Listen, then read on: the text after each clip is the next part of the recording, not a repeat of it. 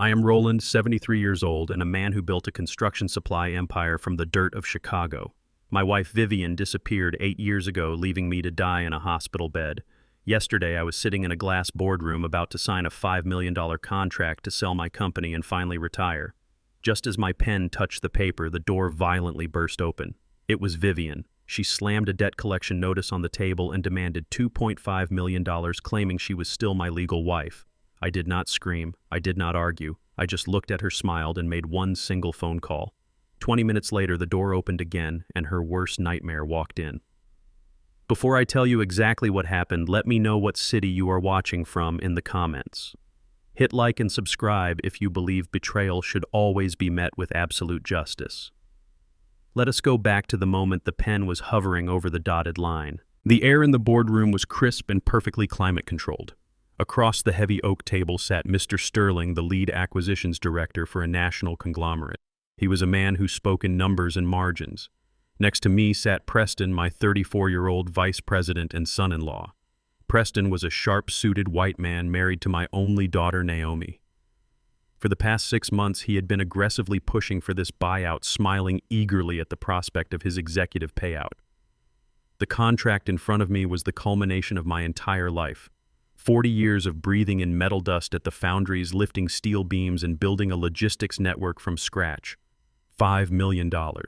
It was my exit ticket. I lowered the gold pen. The tip was exactly 1 millimeter away from the signature line. Then a loud crash shattered the silence. The heavy frosted glass door of the boardroom was shoved inward so violently it slammed against the wall. Sterling jumped, dropping his reading glasses. Preston sat bolt upright. I did not move a muscle. I slowly capped my pen and raised my eyes. Standing in the doorway, panting and gripping a cheap designer handbag, was a ghost I had not seen in 2,920 days. Vivian. 8 years ago, she had smooth skin and the arrogant posture of a woman who thought the world owed her everything. Now, time and terrible choices had eaten away at her. Her face was harsh, her makeup smeared from the Atlanta heat, and her eyes darted frantically around the luxurious boardroom before locking dead onto me. "Stop right there," she ordered. Her shrill voice instantly destroyed the professional atmosphere of the room. She marched straight past the bewildered receptionist who had been too slow to stop her in the lobby. Vivian walked directly to the center of the oak table and slammed a crumpled legal document right on top of my $5 million contract. "I need $2.5 million, Roland," she demanded, slamming her manicured hand on the table. "Right now. Half of this company belongs to me. You cannot sell it without my signature." Mr. Sterling looked absolutely horrified. He instinctively pulled his briefcase closer to his chest, looking from Vivian to me. "Mr. Roland, who is this woman? Are we having an undisclosed legal dispute regarding the ownership of your enterprise?" "She is nobody," I said. My voice was low, quiet, but it carried the weight of a sledgehammer. I looked at Vivian. I did not feel rage. I did not feel the burning pain of betrayal that had almost killed me 8 years ago. I just felt a cold, calculating emptiness. "You have exactly 10 seconds to remove your hand from my table before I have security throw you out of this building." "I am your wife!" Vivian shrieked, turning to Mr. Sterling to make sure she had an audience. "Legally, we are still married. Illinois is an equitable distribution state. This business was built during our marriage. Half of that $5 million is mine, and I am claiming it to settle my debts immediately." I stared at her. The audacity was almost poetic.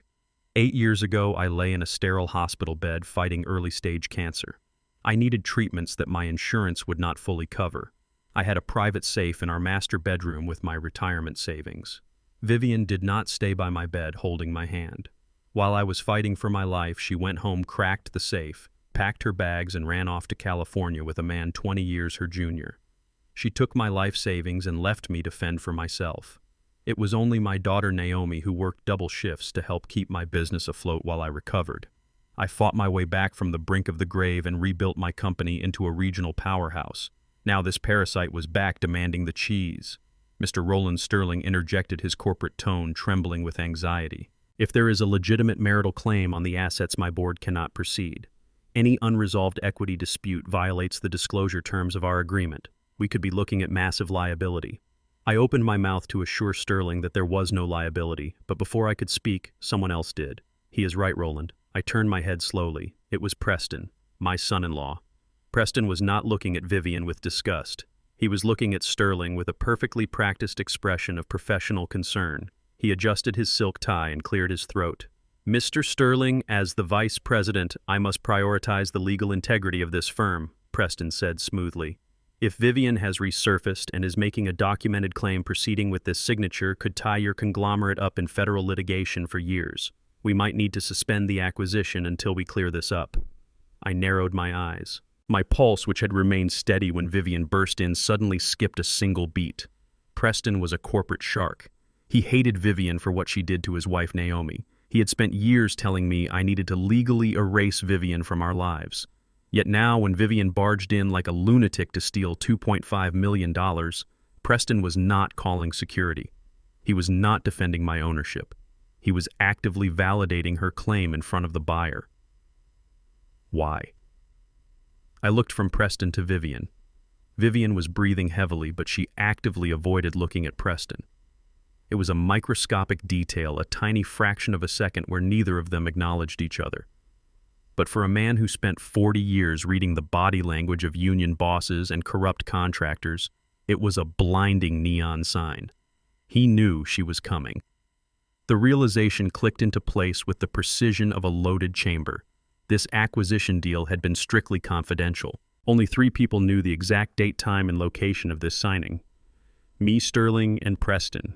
Vivian had been off the grid for 8 years. There was zero chance she randomly walked into this exact boardroom at the exact minute the pen touched the paper.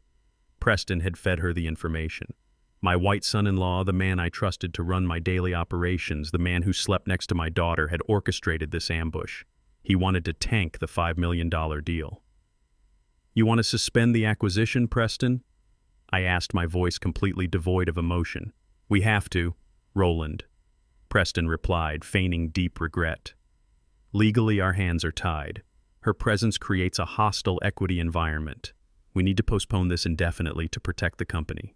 "Give me my money, Roland," Vivian demanded, tapping her fingernails against the contract. "I owe very dangerous people in this city. If I do not pay them by tomorrow, they are going to do terrible things to me. You owe me this." "I gave you the best years of my youth. You gave me a looted safe and an empty hospital room," I replied calmly. Sterling stood up, snapping his briefcase shut. "Gentlemen and madam, I cannot be party to a domestic dispute over corporate assets. Mr. Roland, I respect you highly, but my conglomerate will not absorb this risk.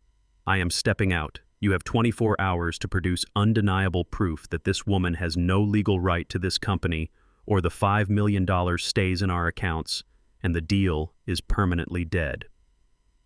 Sterling did not wait for a response. He walked briskly out of the boardroom, leaving the air thick with tension. The heavy door clicked shut. It was just the 3 of us now. Preston let out a long theatrical sigh and leaned back in his leather chair. "Well, Roland, that is a complete disaster. I guess we are not selling today." Vivian crossed her arms, a triumphant smirk appearing on her weathered face. "Looks like you have no choice, old man. Liquidate some assets." "Liquidate. Cut me a check for $2.5 million and I will sign a waiver letting you sell whatever is left. If you do not, I will hire a lawyer and freeze every bank account this company has by tomorrow morning." I looked at my scarred hands, hands that had bled to build the floor they were standing on. They thought I was just an old, tired man eager to retire. They thought the prospect of losing a $5 million deal would break me and force me into a panicked negotiation. They forgot exactly who they were dealing with. I did not yell. I did not call Preston out on his obvious and pathetic betrayal. Emotion is the tax you pay for losing control, and I refuse to pay taxes to parasites. True power does not scream. True power sits in silence and builds a trap so perfect the enemy walks right in with a smile on their face. I reached into my breast pocket, pulled out my phone, and dialed a private number. I put the phone on speaker and set it down on the oak table right next to Vivian's crumpled demand letter. It rang twice. Then a gruff, deep voice answered. "Yes, Hector," I said smoothly. "It is Roland." Vivian's face went completely pale. The triumphant smirk vanished, instantly replaced by a mask of sheer, absolute terror. She took a step back from the table, her eyes wide as saucers. Hector was not a banker. He was the most ruthless debt collector in the city underground, a man who did not send collection letters. He sent people to break bones. Roland Hector's voice softened into a tone of deep respect. "To what do I owe the pleasure, old friend?" I have a business proposition, Hector, I said, leaning forward, my eyes locked dead onto Vivian's trembling frame. I understand you have a runaway client. A woman named Vivian. I hear she owes you a substantial amount of money.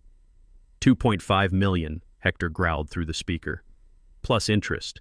The woman has been dodging my collectors for months. Why do you ask? You know where she is hiding. She is standing right in front of me, I replied. Vivian gasped, turning toward the door as if she were going to run, but she was frozen in place. Preston sat perfectly still, his confident posture cracking as he realized the conversation was violently derailing from his master plan. Hold her right there, Hector said, the sound of a chair scraping against the floor echoing through the phone. I am sending my boys to your office right now. No need, Hector, I said calmly. I am not calling to hand her over to you. I am calling to buy her debt. Silence on the line. Complete silence in the boardroom. Come again, Roland, Hector asked, his voice thick with confusion. I am buying Vivian's debt.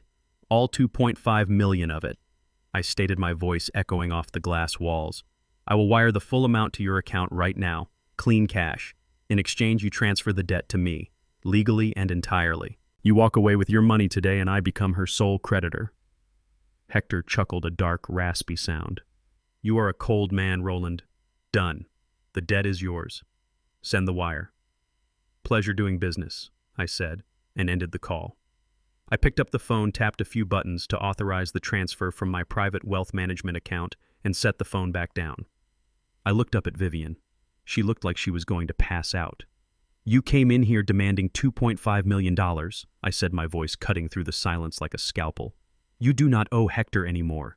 You owe me. Before Vivian could even open her mouth to speak, the heavy frosted glass door of the boardroom swung open once again. The heavy frosted glass door of the boardroom swung open once again. It did not open with a frantic shove. It opened slowly, deliberately, and with the heavy weight of inevitable doom. The man who stepped into the room was a shadow that darkened the bright corporate lighting. This was Hector. He was a mountain of a man dressed in an impeccably tailored charcoal suit that barely concealed the brutal muscle underneath. Hector did not look like a street thug because he was far beyond that. He was the apex predator of the Atlanta underground, a man who operated in the spaces where the law refused to look. When Hector walked into a room, the temperature dropped. You could feel the air grow thin. Vivian stopped breathing completely. I watched the blood drain from her face so fast she looked like a corpse standing upright in expensive designer shoes. Her hands, which had been aggressively tapping on my $5 million contract just moments ago, began to shake violently. She took a staggering step backward, her high heels clicking erratically against the hardwood floor. She tried to hide behind one of the leather chairs, but there was nowhere to run. Hector stepped fully into the boardroom, closing the door behind him. He did not bring any armed guards with him because he did not need them. His mere presence was enough to suffocate the air out of anyone who owed him money. Preston. My treacherous son-in-law stood up straight, his corporate confidence suddenly evaporating. He did not know who Hector was, but he could smell the danger radiating off the man. Preston took a step back, his eyes wide with confusion and fear. Vivian opened her mouth to scream or beg, but her vocal cords completely failed her. She let out a pathetic whimpering sound, pressing her back against the glass wall. She thought this was the end. She thought Hector had tracked her down to this corporate office to drag her out by her hair and make an example out of her. I watched her eyes dart wildly toward the emergency exit, but she knew she would never make it. Hector slowly turned his massive head and looked at her. His eyes were dead flat and entirely devoid of human mercy. He stared at her for exactly 3 seconds. In those 3 seconds, Vivian practically shrunk into the floor. But then Hector did something that broke her mind. He looked away from her. He dismissed her entirely as if she were nothing more than an insect crawling on the baseboard. Hector turned his gaze to me. His hard expression softened into a look of profound mutual respect.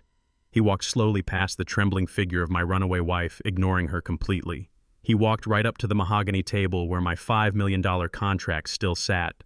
Hector extended a massive scarred hand toward me. I stood up tall, smoothing my jacket, and met his grip. We shook hands firmly, the way two men who built their empires from the dirt always do. "It is good to see you again, Roland," Hector said, his deep voice vibrating through the silent room. "It has been a long time, my friend." "It has been too long, Hector," I replied calmly, gesturing for him to take a seat at the table. "I appreciate you coming down here personally on such short notice. I know your time is highly valuable. For you, Roland, anything. Hector said, pulling out a leather chair and sitting down right across from Preston. Preston swallowed hard, his throat bobbing visibly.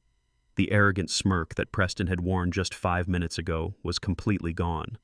He looked from me to Hector and then over to Vivian, who was still plastered against the glass wall, hyperventilating. Vivian finally found her voice.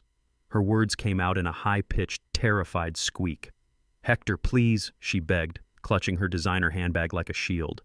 "I swear to you, I was just about to get your money. Look at this room. My husband is selling his company for $5 million. I am entitled to half of it. I was going to pay you every single cent today, I swear it on my life." Hector did not even look at her. He kept his eyes locked on me. "Does she always talk this much when adults are doing business?" Roland Hector asked, a slight hint of amusement in his voice. "Only when she wants something she did not earn," I replied, taking my seat again. Vivian stared at us in absolute shock. Her brain could not process what she was seeing. The most terrifying loan shark in the city, the man she had been running from across state lines, was sitting at a boardroom table casually chatting with the husband she had betrayed and abandoned 8 years ago. What she did not know was that Hector and I shared a history that went back 30 years. Long before I owned a fleet of supply trucks and long before he controlled the underground debt of Atlanta, we were just two young men trying to survive on the brutal streets of the South Side. Back when I was driving 18-wheelers, Hector ran the loading docks. We had bled together fighting off corrupt union bosses who tried to extort our wages. I saved his life during a warehouse brawl in the late 90s, and he never forgot it. In our world, loyalty is a currency more valuable than gold. Vivian knew nothing about my real past because during our marriage she was too busy spending my money at luxury boutiques to ever ask how I made it. Now that ignorance was about to bury her. Preston, realizing that his master plan was rapidly falling apart, tried to intervene. He adjusted his collar and put on his best corporate voice. "Excuse me, sir," Preston said, looking at Hector. "I am the vice president of this company. This is a closed corporate meeting regarding a private acquisition. We are dealing with a sensitive legal matter regarding marital assets. I am going to have to ask you to leave so we can resolve this family dispute." Hector slowly turned his head to look at Preston. The silence that followed was so heavy it felt like gravity had doubled in the room. Hector leaned forward, resting his massive forearms on the oak table. He looked at Preston the way a lion looks at a gazelle that just wandered into its den. "You must be the son-in-law," Hector said, his voice dangerously quiet, "the one who plays dress-up in expensive suits while real men do the heavy lifting. I suggest you keep your mouth shut, boy, before I decide to look into your personal finances next." Preston instantly went pale and sat back in his chair, completely neutralized. Vivian finally realized that Preston could not save her. She rushed forward, grabbing the edge of the table. "Roland, please!" she cried, her voice cracking with desperation. "Tell him to leave me alone. You have the $5 million. Just pay him. Pay him the $2.5 million I owe him and keep the rest. Just get him away from me." I looked at Vivian, watching the tears stream down her face, ruining her expensive makeup. 8 years ago, I would have done anything to protect this woman. When my doctor told me I had early-stage cancer, I was terrified, not for myself, but for her. I worried about how she would survive if I died. And while I lay in a hospital bed hooked up to machines fighting for my next breath, she was cracking my private safe and stealing my emergency medical funds. She left me to drown in medical debt and physical agony. She did not shed a single tear for me then. I was not going to shed a single tear for her now. "I did pay him, Vivian," I said, my voice smooth and perfectly flat. The crying stopped instantly. She blinked, wiping her eyes, looking back and forth between Hector and me. "You paid him?" she asked, her voice trembling with sudden desperate hope. "You paid off my debt?" Hector reached inside his tailored suit jacket and pulled out a thick manila folder. He tossed it onto the center of the mahogany table. It landed with a heavy, satisfying thud right next to the crumpled demand letter Vivian had brought. "He did not pay off your debt," Hector said, a cruel smile spreading across his face. "He bought your debt." Vivian stared at the folder as if it were a venomous snake. The words took a moment to fully penetrate her panicked mind. I leaned forward, resting my scarred hands on the table. 20 minutes ago, while you were standing there threatening to destroy my life work, I made a single wire transfer to the private offshore account of Hector. I explained slowly, making sure she understood every single syllable. $2.5 million in clean, untraceable cash. I bought your original loan, I bought the accumulated interest, and I bought all the collection rights. Hector is no longer looking for you, Vivian. He has been paid in full. The predator you have been running from for 6 months is officially out of your life. Vivian let out a shaky breath of relief, but it caught in her throat when she looked into my eyes. She saw absolutely no mercy there. So, who do I owe? She whispered, her voice barely audible. I tapped my index finger against the manila folder. You owe me, I said softly. I am your sole creditor. I own every piece of paper you have ever signed. I own the title to whatever miserable car you are driving. I own the mortgage on whatever apartment you are hiding in. And because you just walked into my office and proudly declared in front of witnesses that we are still legally married, I have the absolute right to seize every single asset you possess to satisfy this marital debt. Vivian collapsed into the nearest leather chair, her legs completely giving out. She covered her face with her hands, letting out a hollow, agonizing sob. She had walked into this room thinking she held a winning hand. She thought she was going to extort $2.5 million from a tired, sick old man who would simply fold under pressure. Instead, she had just willingly handed herself over to her ultimate executioner. There would be no escape for her this time.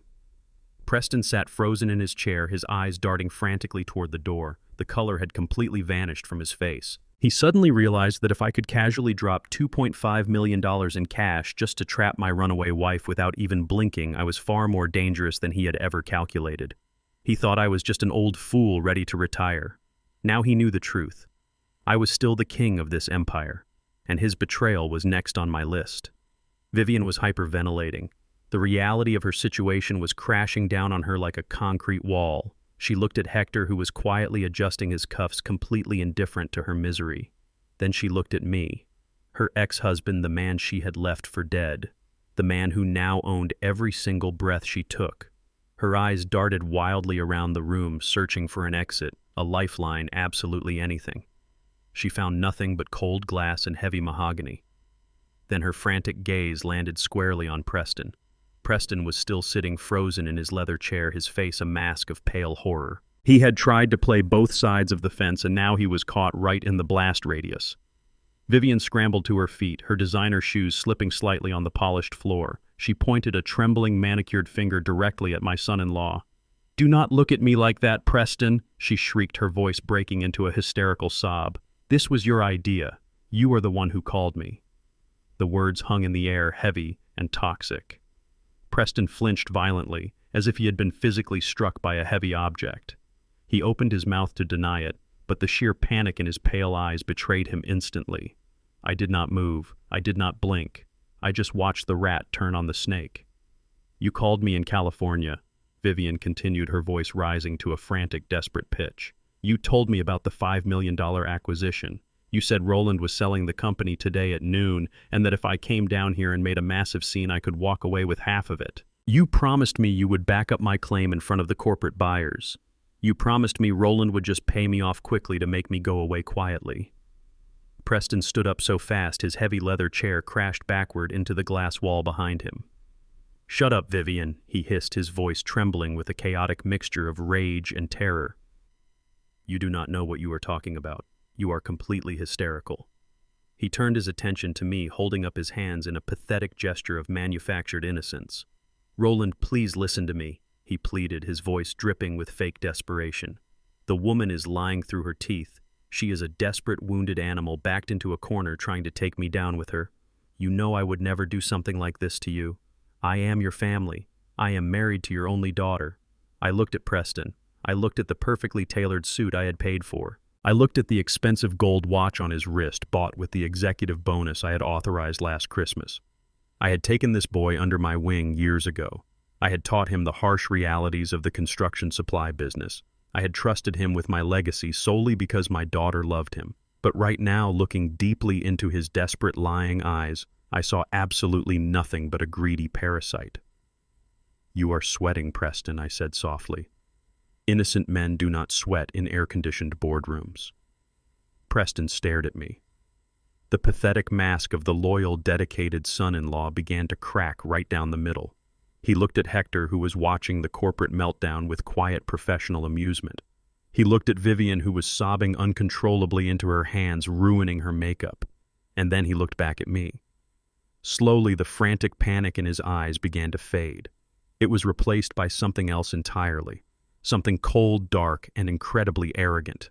The facade finally and completely shattered. Preston let out a short, bitter laugh. He reached up and slowly loosened his expensive silk tie. "Fine," he said, his voice dropping its trembling act and taking on a hard, metallic edge. "Fine, Roland. You want the truth." Yes, I called her. I tracked her down through a private investigator I hired using company funds. I told her exactly when and where this private meeting was taking place. I told her to come here and blow this whole deal to pieces. Vivian gasped, looking at him with wide, tear-filled eyes.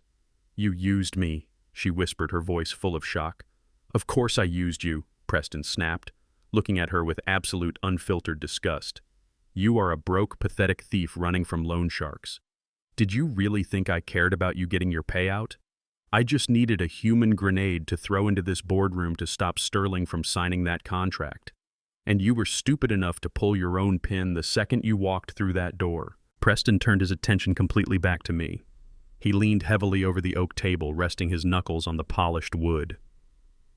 "You are a dinosaur, Roland," he said, his voice dripping with pure venom. "You built this company 40 years ago, sure. You drove the delivery trucks. You shook hands with the corrupt union bosses. But who modernized this place? Who implemented the logistics software that cut our overhead by 30%?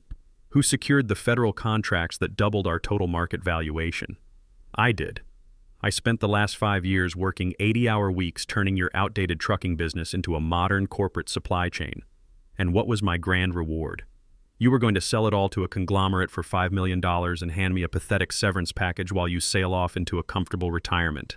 I did not interrupt him. I let him speak. I let the poison flow completely out of his system so I could see exactly what kind of infection I was dealing with. "You do not deserve that $5 million, old man." Preston sneered, his face contorted with greed. "This is my company now. I am the one who built its future. You are just a tired relic taking up space in the executive office. I was never going to let you sign that paper today.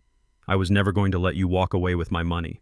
I just needed a loud distraction to buy myself enough time to execute my real plan." I looked at him calmly, resting my hands on the table. "A distraction," I repeated, my voice dangerously quiet. "You brought the woman who left me to die into my office just as a distraction. It worked perfectly, did it not?" Preston smiled, a cold, calculating corporate smile. "It bought me exactly the time I needed to finish the job. You were so busy dealing with your runaway wife and flexing your muscles by buying her debt from a loan shark that you did not even notice what I was doing right next to you." Preston reached slowly inside his tailored suit jacket. He did not pull out a weapon. He pulled out something much more dangerous in the corporate world.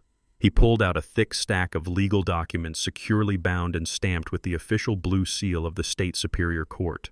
He tossed the heavy stack of papers onto the mahogany table right next to the failed $5 million contract. "What is this?" I asked, my voice remaining perfectly level. "This," Preston said proudly, tapping the documents with his index finger, "is a temporary emergency injunction, signed by a federal judge exactly 1 hour ago. As the vice president and chief operating officer of this company, I filed an emergency petition this morning claiming that the chief executive officer, meaning you, is suffering from severe cognitive decline and is actively mismanaging corporate assets. I cited your recent erratic behavior and your sudden, desperate attempt to liquidate the entire company far below its actual market value." I looked down at the documents. The legal jargon was dense, but the implication was crystal clear.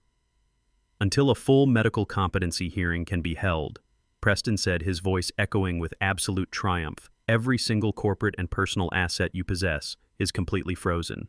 You cannot sell the company. You cannot transfer any funds. You cannot even write a personal check to buy groceries, Roland. Your bank accounts are locked. Your hands are legally tied. I run this company now, by direct court order." Vivian stared at Preston in absolute shock, completely forgetting her own miserable situation for a moment. Hector raised an eyebrow, clearly impressed by the sheer audacity of the white-collar betrayal. Preston stood tall, adjusting his suit jacket to look presidential. He looked down at me, fully expecting to see a broken, defeated old man. He expected me to rage, to scream, to collapse under the heavy weight of his brilliant legal trap. He thought he had outsmarted the king of the empire. He truly thought the game was over. I looked at the legal injunction resting on the table. Then I looked slowly up at Preston and I smiled. It was not a smile of defeat. It was the calm, chilling smile of a predator that had just locked the cage door entirely from the inside. The temporary emergency injunction sat on the polished mahogany table like a venomous snake waiting to strike. I stared at the thick stack of legal documents and the heavy blue seal of the State Superior Court stamped on the front page. Preston stood over me, his chest puffed out, his expensive tailored suit catching the light from the floor-to-ceiling windows. He looked down at me with an expression of pure, unadulterated arrogance. He truly believed he had just delivered the fatal blow. He thought he had outmaneuvered a man who had survived the brutal foundries of Chicago and the cutthroat logistics industry of Atlanta. I did not raise my voice. I did not throw the documents back in his face. I simply looked at the paper, claiming that I was suffering from severe cognitive decline. It was a masterpiece of corporate betrayal. Preston had used company funds to hire lawyers who specialized in hostile takeovers, and he had used his position as my vice president to freeze my entire life. Hector remained seated at the table, watching the scene unfold with the quiet intensity of a predator studying its prey. He crossed his massive arms over his chest, completely entertained by the sheer audacity of this white-collar treachery. Vivian, who had been hyperventilating and crying just moments before, suddenly stopped. She wiped the smeared mascara from her cheeks and looked at the legal documents on the table. Her greedy mind was working overtime. She realized that if Preston successfully froze my assets and took control of the company, I would not be able to liquidate anything to collect the $2.5 million debt she now owed me.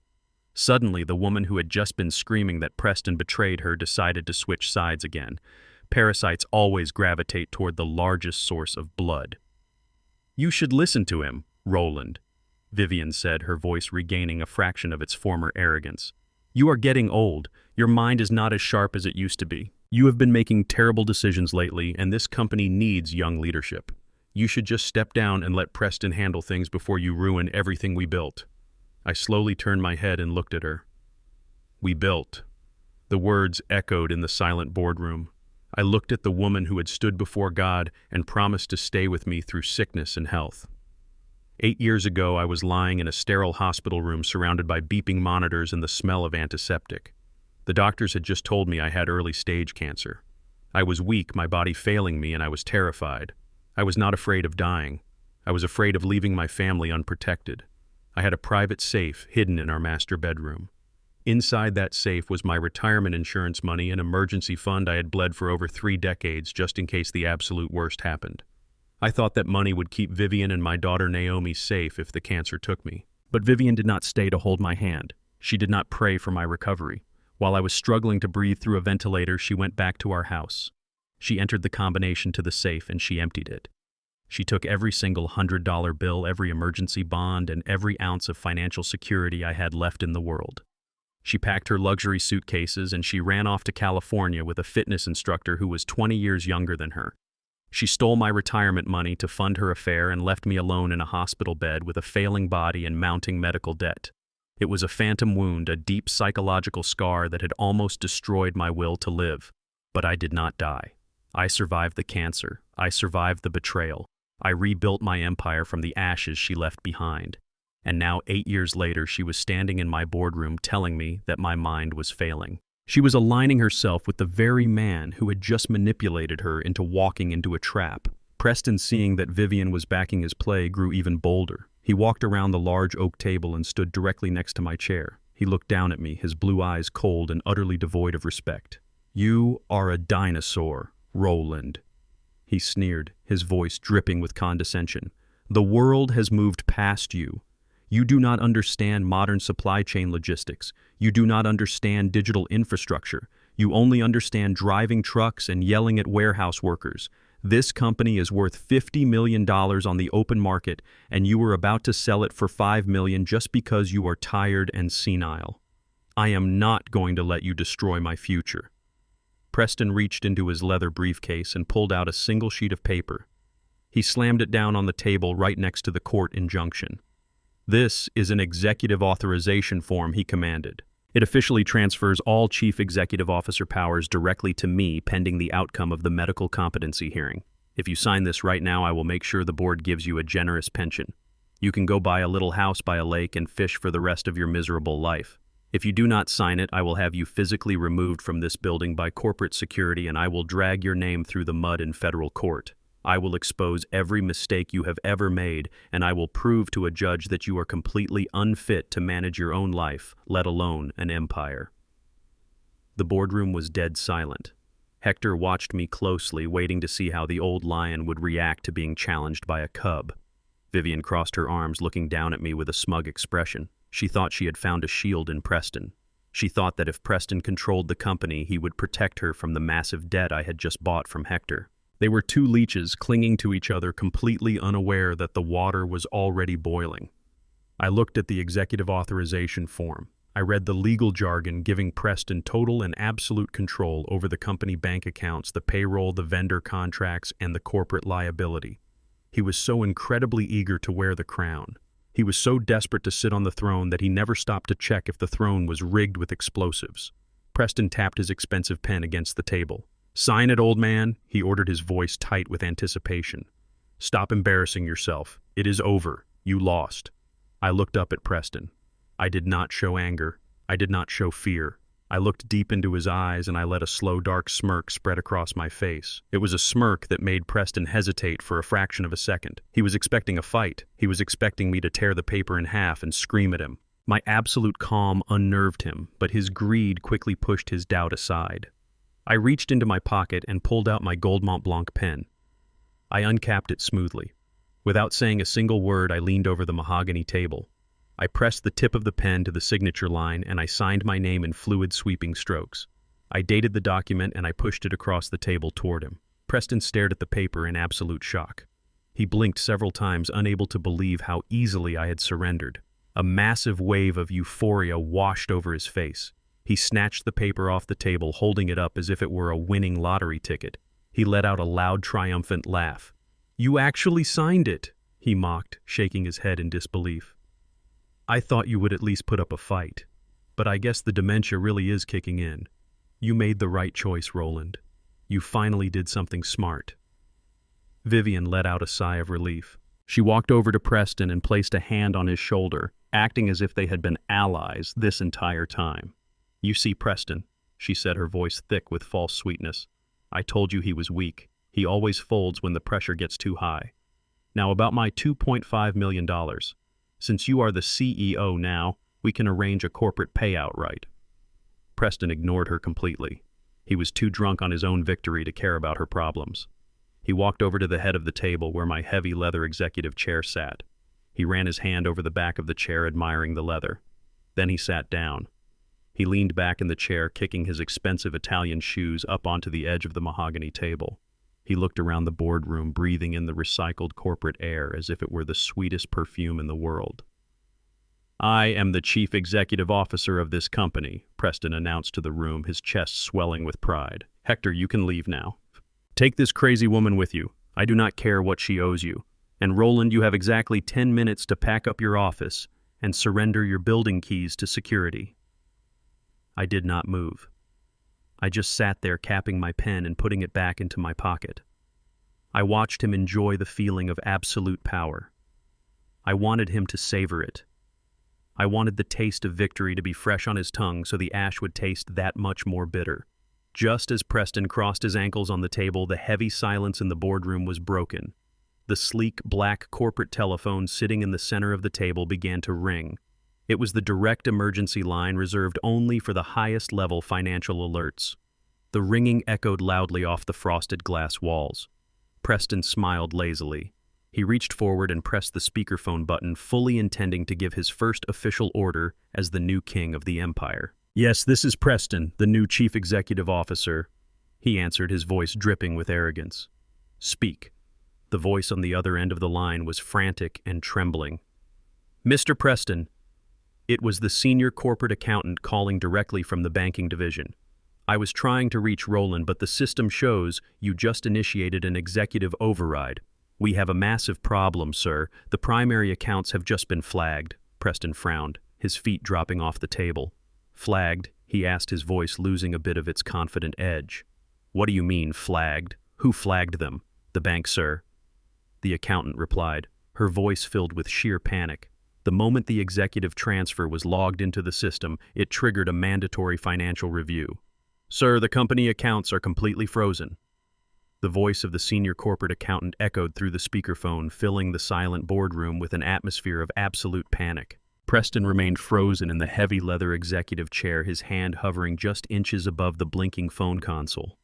He repeated her words, his voice cracking slightly under the sudden immense pressure. "What do you mean the accounts are frozen? I am the chief executive officer now. You work for me. Unfreeze them immediately." He tried to sound authoritative, but he only sounded like a frightened child pretending to be a king. The accountant on the other end of the line sounded like she was on the verge of a total nervous breakdown. "I cannot do that, sir," she stammered, her words rushing out in a terrified blur. "The bank initiated an automatic lockdown the exact second the executive transfer protocol was verified in the system. They are calling in the leverage." Preston frowned, his face draining of whatever color it had left. "Leverage?" he asked, looking around the room as if the answer was written on the frosted glass walls. "What leverage?" "We are a highly profitable company. We have a $5 million valuation and our operational margins are flawless." That is when I decided to speak. I leaned back in my chair, crossing my arms over my chest. I looked at the boy who thought he could steal a lifetime of hard work with a single piece of forged paper. "Valuations are just numbers on a page, Preston," I said, my voice smooth and dangerously low. "They do not tell the whole story. They do not tell you about the deferred tax liabilities. They do not tell you about the pending contract penalties from the global supply chain delays we suffered last year." The accountant on the phone let out a shaky breath, confirming my words. "Mr. Rowland is completely right, sir," she explained, her voice trembling with dread. "The company has outstanding tax debts and deferred vendor penalty clauses totaling exactly $4 million. Preston jumped out of the executive chair as if the expensive leather had suddenly caught fire. $4 million, he gasped, his eyes wide with sheer unadulterated terror. "That is mathematically impossible. I am the chief operating officer of this firm. I review the balance sheets every single month. I personally sign off on the quarterly audits. I would have seen a $4 million liability on the books." "You only saw what I allowed you to see, Preston," I replied calmly, watching him slowly suffocate under his own ignorance. "You saw the operational budget, you saw the payroll and the fleet maintenance costs. You did not see the executive leverage accounts. I kept those massive liabilities off the main books by personally guaranteeing them with my own private estate. The banks allowed this company to operate normally because they knew my personal assets backed every single penny of that corporate debt. I was the shield protecting this company from its own aggressive growth costs." The realization hit Preston like a runaway freight train. He looked down at the executive authorization form he had forced me to sign just minutes ago. The document he thought was his golden ticket to unimaginable wealth was actually his financial death warrant. "By legally removing me as the chief executive officer, you severed my personal guarantee," I explained, my voice echoing coldly in the large room.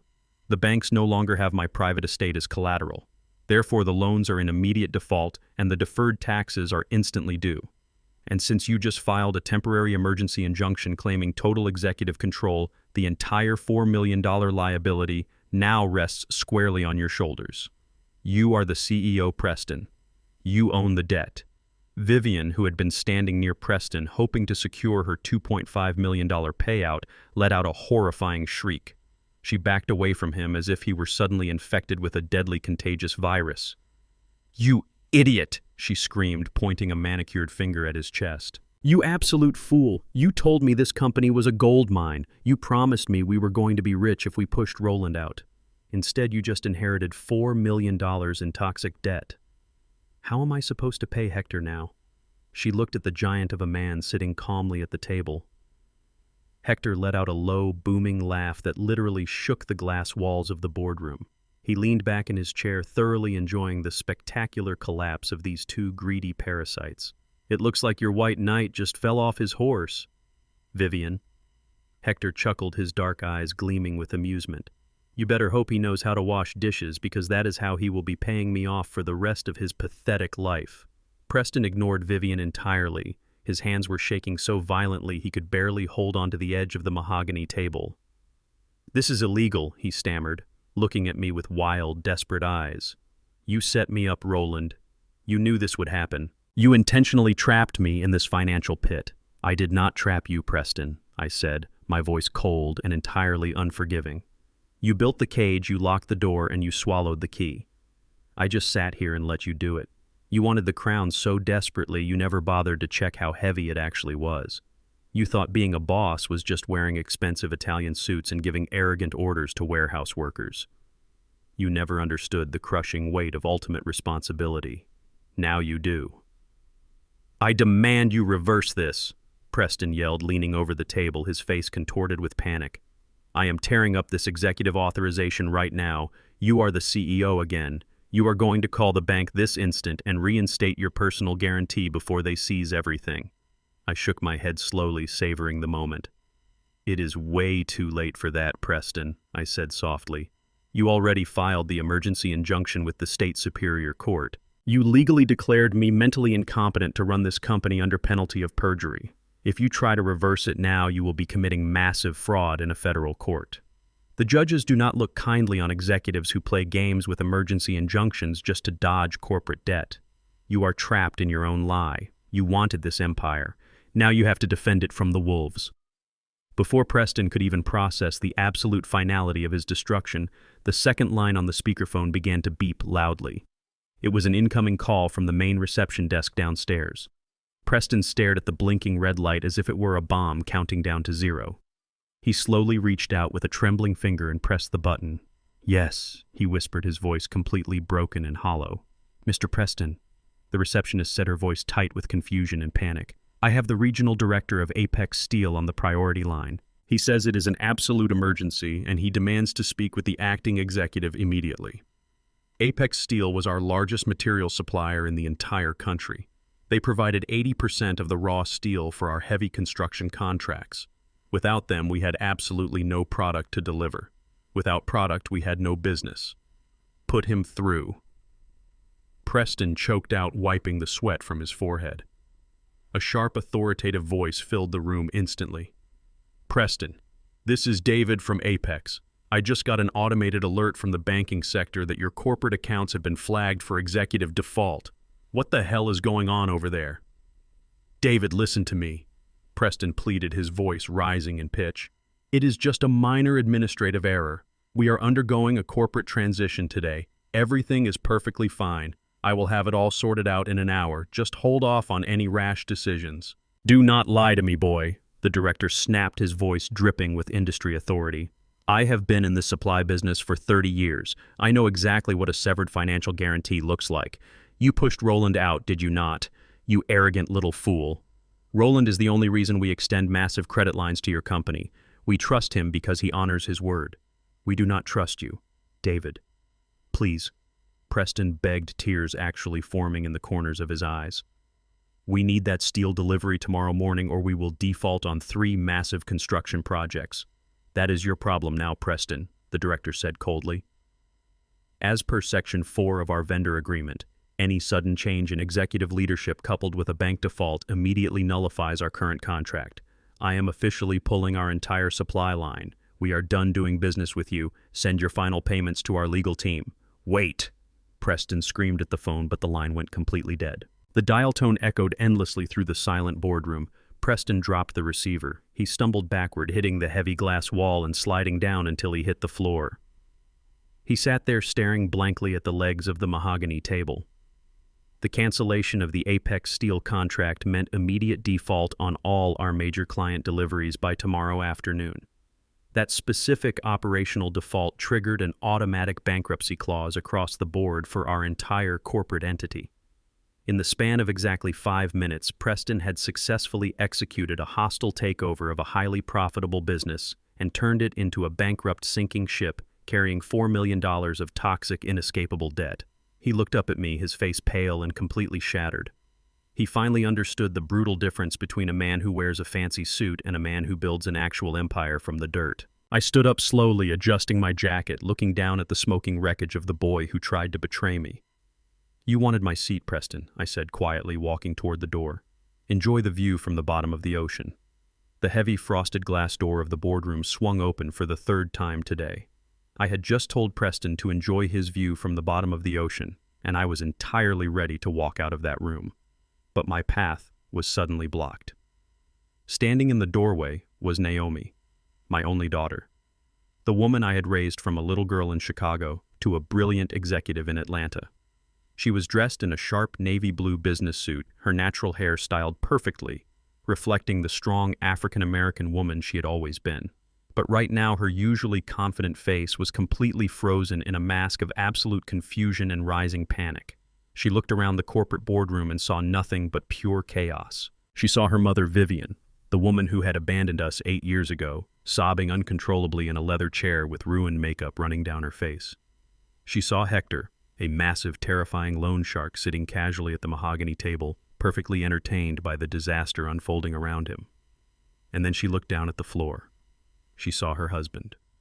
She saw Preston, the man she shared a bed with, the man she trusted to protect her future, sitting pathetically on the hardwood floor, looking like a completely broken child. "What is going on here?"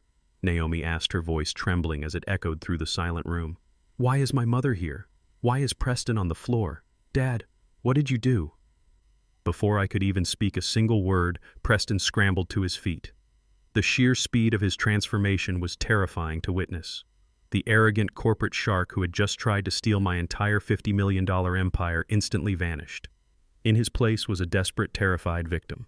He stumbled across the room and threw his arms around Naomi, grabbing her shoulders as if she were the only life raft in a violent hurricane. He buried his face in her shoulder and actually forced himself to cry. It was a pathetic display of manufactured emotion, but he executed it flawlessly. "Naomi, you have to help me," Preston sobbed, his voice cracking with artificial devastation. "Your father has completely lost his mind. He has gone completely insane.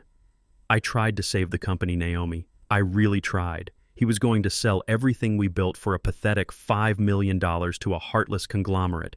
He was going to throw away our future and the future of our son. I had to step in and stop him." Naomi looked at me over his shoulder, her large brown eyes wide with shock and disbelief.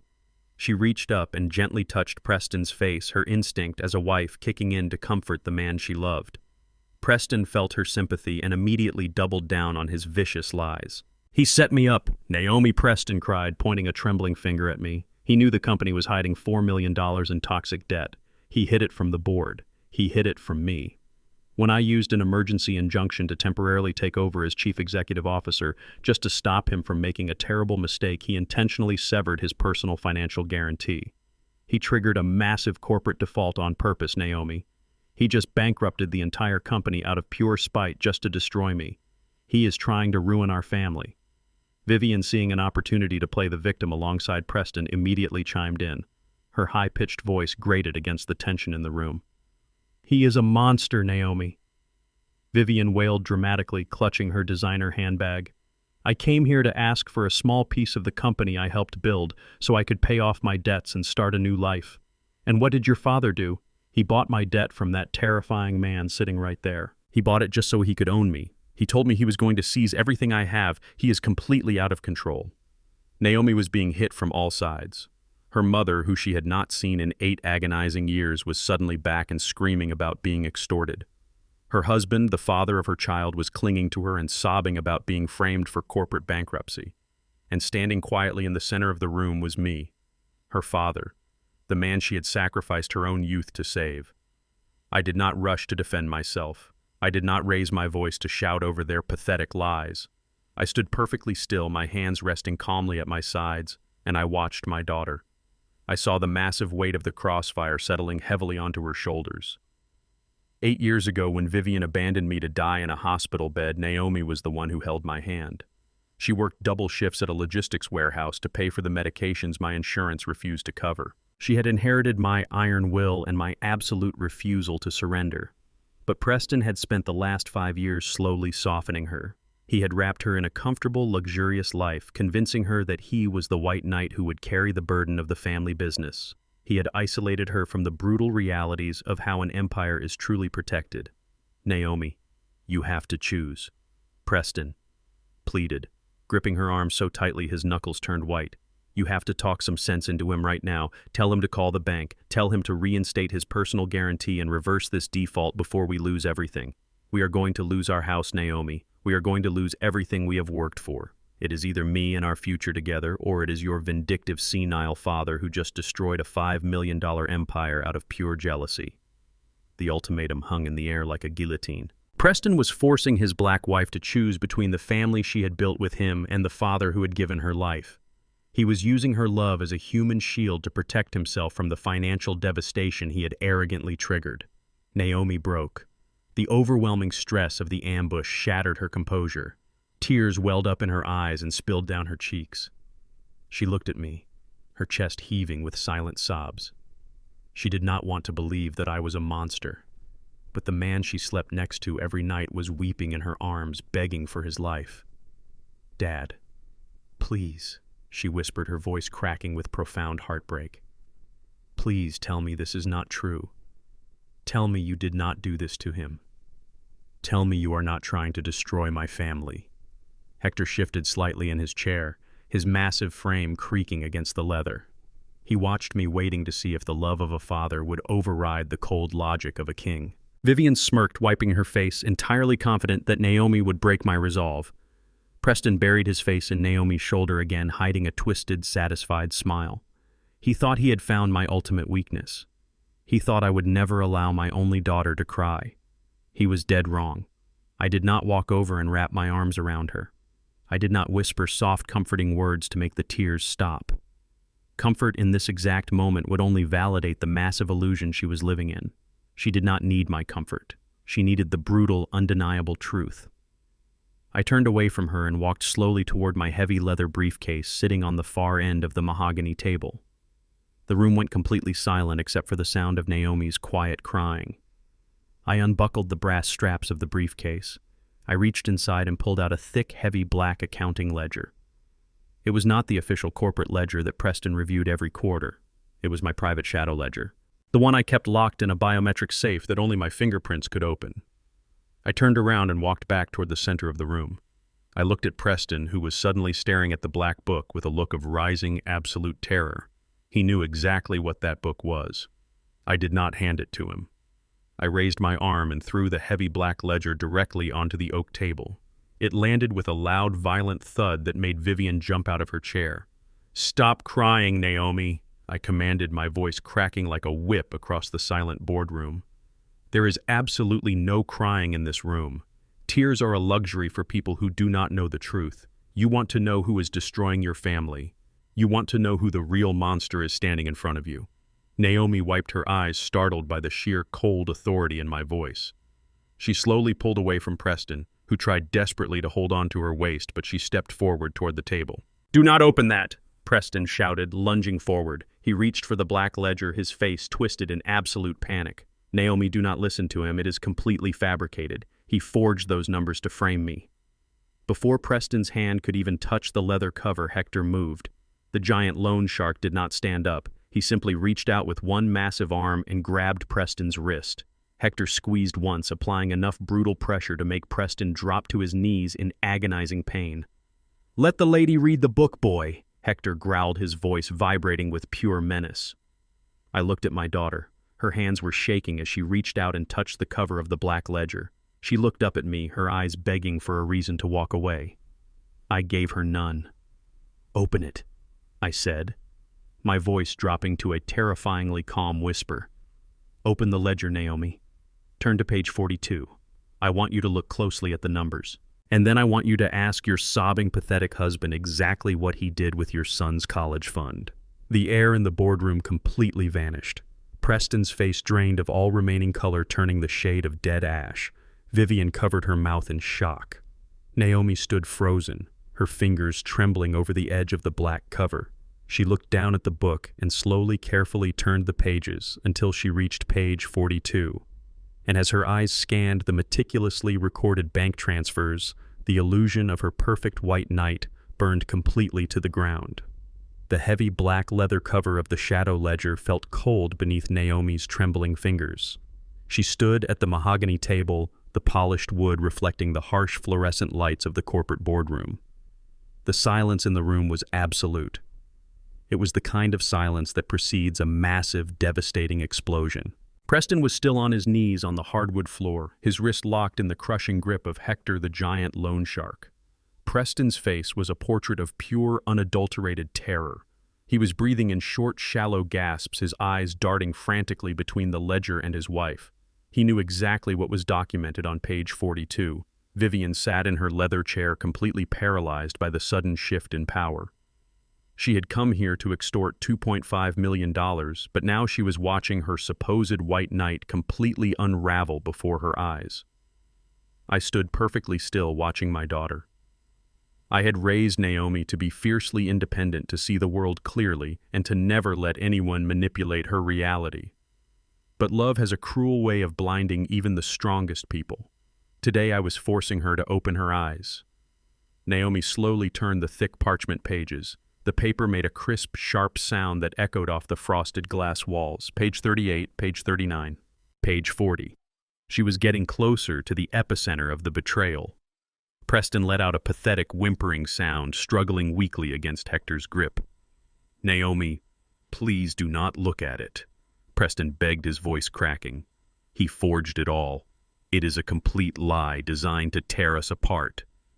Hector tightened his grip just a fraction of an inch, forcing Preston to gasp in pain and fall completely silent. Naomi did not even look at her husband. Her eyes were locked onto the numbers. She turned one final page, page 42. The handwriting in the ledger was my own. It was meticulously neat, recording every single hidden financial transaction that occurred within the shadows of my empire. But page 42 was not about corporate logistics or vendor supply chains. It was a detailed tracking of a very specific private trust fund. Naomi stared at the top of the page. The heading clearly stated the name of her 7-year-old son.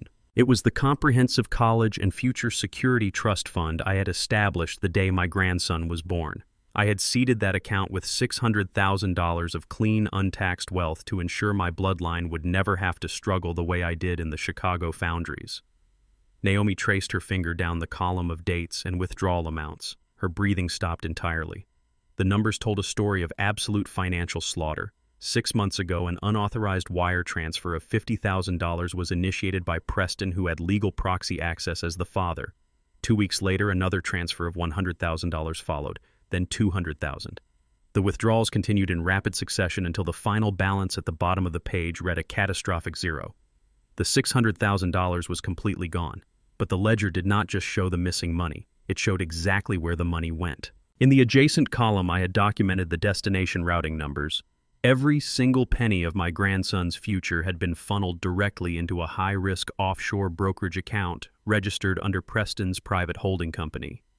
Naomi stood frozen, her eyes scanning the brutal, undeniable mathematics of her husband's betrayal.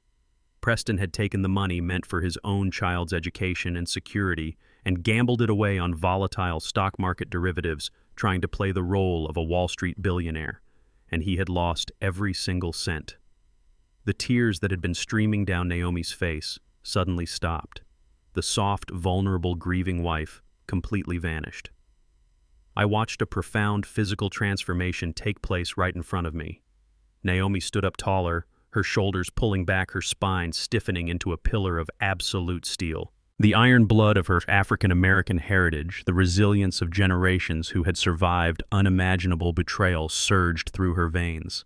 She slowly closed the heavy black ledger. The thud of the cover sounded like a coffin slamming shut. She turned around and looked down at Preston. She did not look at him with sorrow or heartbreak anymore. She looked at him the way a queen looks at a traitor begging for his life in the courtyard.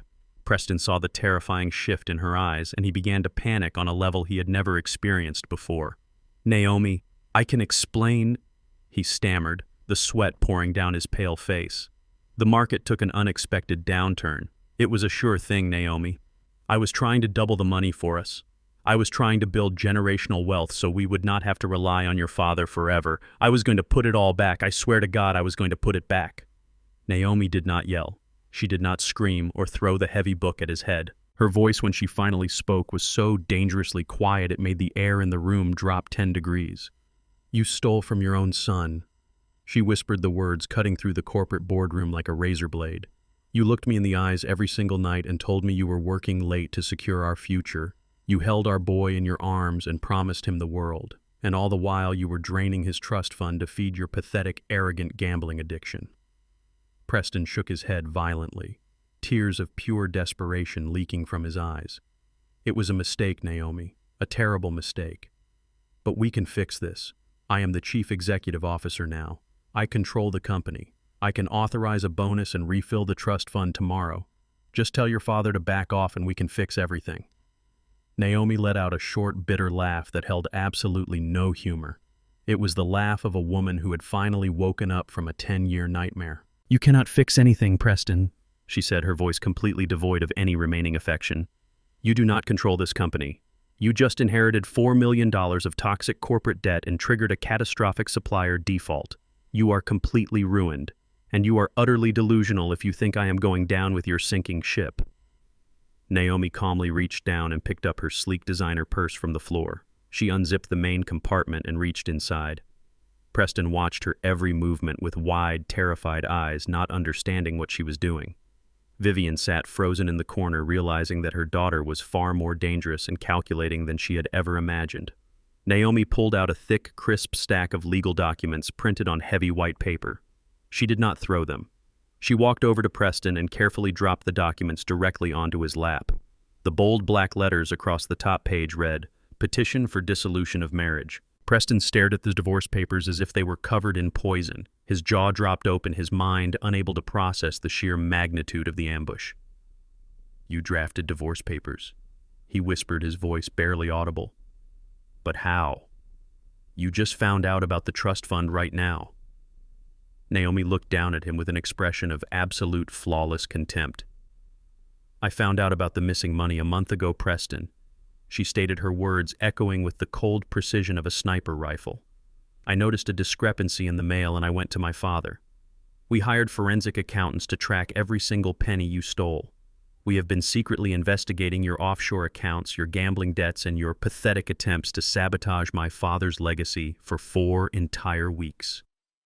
Every single thing that happened in this boardroom today was carefully orchestrated to trap you in your own overwhelming greed."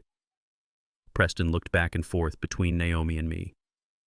The horrifying realization finally set in. He had thought he was the mastermind executing a brilliant hostile takeover. He thought he was playing us against each other. Instead, we had been working together the entire time, building a flawless legal and financial prison perfectly designed to destroy him. I watched Naomi stand over the broken man who had once promised to love and protect her. There was no trace of the weeping girl from 10 minutes ago. She had shed her illusions like a snake sheds dead skin. For years I had worried about what would happen to my empire when I was gone. I worried that Preston would slowly siphon away everything I had built, using Naomi's love as a shield against my suspicions. I had stayed awake countless nights in my dark Chicago office, wondering if my legacy would be dismantled by a man who had never lifted a single steel beam in his life. But seeing Naomi now radiating cold, absolute authority, I knew my legacy was completely secure. She did not need me to protect her anymore. She had become the protector. "You thought you were manipulating a sick old man and a naive wife?" Naomi continued, her voice steady and unbroken. "But we were just setting the stage for your complete destruction. Sign the papers, Preston, because if you do not, I will hand the forensic accounting files over to the federal authorities, and you will spend the next 20 years in a maximum security prison for embezzling from a minor." Preston tried to speak, but his throat was completely dry. He looked down at the divorce petition resting on his legs. The legal document was flawless, leaving him with absolutely no marital assets, no claim to the corporate shares, and stripping him of any financial leverage. He was walking away with nothing but the $4 million corporate debt he had foolishly claimed when he forced me to resign. Vivian watched from the corner, her own greedy hopes entirely extinguished. She had come here expecting a massive payout, and instead she was witnessing a masterclass in total financial annihilation. She slowly sank deeper into her leather chair, praying that Hector and I would simply forget she was even in the room. The boardroom fell entirely silent. Hector released Preston's wrist and stepped back, allowing the ruined man to collapse fully onto the floor. The White Knight was dead. The Empire remained untouchable. And my daughter had finally claimed her rightful place beside me as a queen of iron and strategy. The boardroom was quiet after Naomi dropped the divorce petition onto Preston's lap. Preston stared at the legal papers as if they were forged in pure fire. His mind was broken by the realization that his wife had secretly investigated him for a month. He looked up at Naomi, his eyes wide with a pathetic mixture of betrayal and terror. But Naomi did not give him any sympathy. She turned her back on him and walked over to stand right beside me. We stood there together, watching the parasites realize they had been outmaneuvered. Hector finally let go of Preston's wrist. Hector stood up, adjusting his immaculate charcoal suit, and looked at Vivian, who was trembling in her leather chair. "I will be seeing you soon," Vivian, Hector said. He nodded respectfully to me and walked out of the boardroom, the heavy glass door clicking shut behind him. His departure left a vacuum of panic. Vivian and Preston were now completely alone with their failures. But greed is a very stubborn disease. Their humiliation mutated into vicious rage. Preston scrambled to his feet. He looked at me, his face red with anger, and pointed a finger. "You think you have won, old man," Preston hissed, his voice echoing off the walls. "You think you can orchestrate this setup and walk away? I am still the chief executive officer of this company by court order, and Vivian is still your legal wife. We will sue you for every penny you have made. We are going to take this $5 million company and tear it apart piece by piece." Vivian stood up, nodding her head. She walked over to stand next to Preston, forming a disgusting alliance born of desperation. "We will see you in court, Roland," Vivian sneered, grabbing her cheap designer handbag. "You cannot hide $5 million from a judge." 3 weeks later, we sat in the state superior court. The vast courtroom absorbed the desperate whispers coming from the plaintiff's table. Preston and Vivian sat together, looking like two starving wolves waiting for a meal. They had hired a notoriously aggressive corporate litigator named Sullivan. Sullivan was a loud man who worked on contingency, meaning he only got paid if he tore my empire apart. He paced in front of the judge's bench, waving financial audits. "Your Honor," Sullivan began, his voice booming, "we are here today to demand the immediate liquidation of all corporate assets tied to my clients. Preston is the legally recognized chief executive officer of this logistics empire. Vivian is the legal spouse of the founder, Roland. This company was valued at $5 million by a conglomerate. My clients are asking for their rightful legal share of this corporate estate."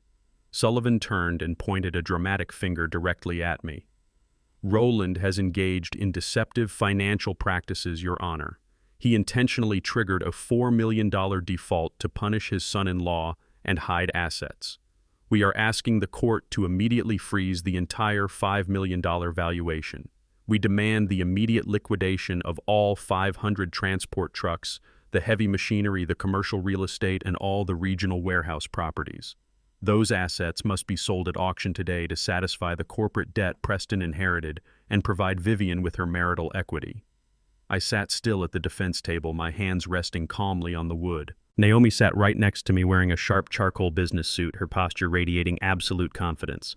She did not even look at Preston, who kept shooting her desperate, manipulative glances from across the aisle. I listened to Sullivan scream about justice and marital equity. His words were nothing but empty noise to me. I looked up at the judge, a stern older woman who was carefully reviewing the initial motions. She looked down at me over her glasses, her expression completely unreadable. The situation looked incredibly dire to anyone who did not know the truth. Preston leaned back in his chair, a smug, arrogant smirk slowly returning to his pale face. He truly believed he had me cornered. He thought that Illinois marital asset laws and his temporary executive injunction were an inescapable net. He thought he was going to force the court to sell my life work to the highest bidder just so he could walk away with a piece of the scraps. Vivian was practically vibrating in her seat, her greedy eyes already calculating how she would spend the auction money to pay off Hector and resume her luxurious lifestyle. As I watched them celebrate their imaginary victory, my mind drifted back to exactly 7 years ago. It was 1 year after Vivian had emptied my medical safe and left me to die in that hospital bed. I had miraculously survived the cancer, and I was sitting in the quiet office of the most brilliant estate attorney in Chicago. I was weak, my body still recovering from the brutal chemotherapy, but my mind was sharper than it had ever been. I realized in that quiet office that my physical health could fail me again at any moment. I realized that my empire was entirely vulnerable to parasites who carried marriage certificates or executive titles. I knew that one day Vivian might run out of money and come crawling back.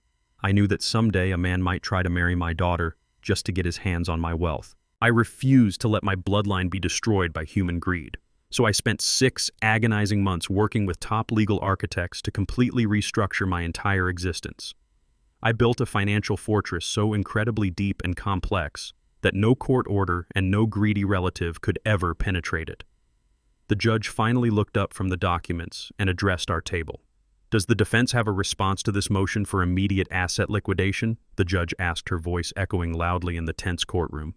My attorney, a quiet, incredibly sharp man named Davis, stood up slowly. He did not yell. He did not wave his arms around like Sullivan. He simply picked up a thin blue folder from our table and walked calmly toward the judge's bench. Your Honor, Davis said, his voice smooth and perfectly measured. We have absolutely no objection to the plaintiffs liquidating the company that Preston currently controls. In fact, they can sell the entire company today if they wish. But they will find that there is absolutely nothing to sell. Sullivan let out a loud, mocking laugh. Nothing to sell, he scoffed, turning to look at the gallery. The company operates a fleet of 500 commercial trucks. It occupies 4 massive regional distribution warehouses. It has millions of dollars in heavy machinery. You cannot hide physical steel and concrete from a federal judge. Davis waited patiently for Sullivan to finish his pathetic theatrical outburst. He handed the thin blue folder directly to the bailiff, who passed it up to the judge. That would be completely true, Your Honor, Davis continued, if the company in question actually owned any of those things. But it does not. The company Preston took over and the company Vivian is currently suing for marital assets is nothing more than a human resources shell corporation. It is a management entity. It owns absolutely zero physical assets. It simply processes the payroll and manages the logistics schedules. Sullivan stopped laughing, his face suddenly turning a sickly shade of gray. Preston sat forward, gripping the edge of the table, his arrogant smirk vanishing instantly. What are you talking about? Preston demanded out loud, completely forgetting courtroom protocol. I have seen the trucks. They have the company logo printed right on the side. They have the logo because the shell company leases them, Davis replied, turning to look directly into Preston's terrified eyes. Exactly 7 years ago, my client Roland legally transferred every single truck, every piece of heavy machinery, every warehouse deed, and every lucrative supplier contract into a blind, irrevocable trust. An irrevocable trust cannot be altered, cannot be sued for marital equity, and cannot be seized to pay corporate debt. The shell company simply rents the equipment from the trust on a monthly basis.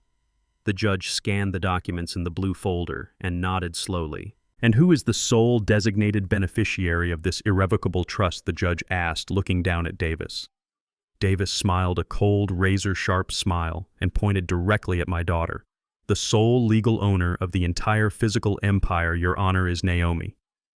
Preston and Vivian sat frozen in their chairs, completely paralyzed by the sheer magnitude of their destruction. They were fighting a bloody legal war over an empty cardboard box. The $5 million company they were trying to steal was nothing but a hollow shell carrying $4 million of inescapable tax debt. The court gavel slammed down, echoing loudly across the silent room like a fatal gunshot, sealing their absolute financial ruin forever and protecting our family. The loud crack of the judge's gavel echoed through the massive courtroom, signaling the absolute destruction of Preston's corporate takeover. He was completely ruined, trapped with $4 million of corporate debt and an empty shell company. But greed is an infection that does not die easily.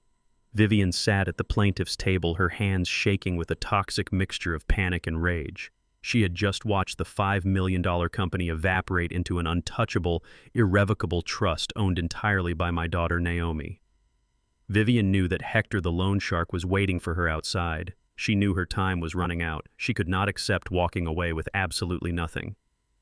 Suddenly, Vivian stood up her chair, scraping loudly against the polished wooden floor. She reached deep into her cheap designer handbag and pulled out a folded piece of heavy parchment paper. I object, Vivian screamed, her voice completely abandoning any pretense of courtroom decorum.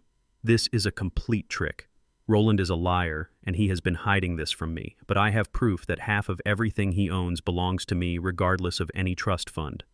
Sullivan, her aggressive corporate litigator, looked at her in sheer panic. He had no idea what she was doing. Lawyers hate surprises in the courtroom, but Vivian was too desperate to care about legal strategy. She slammed the folded paper onto the plaintiff's table.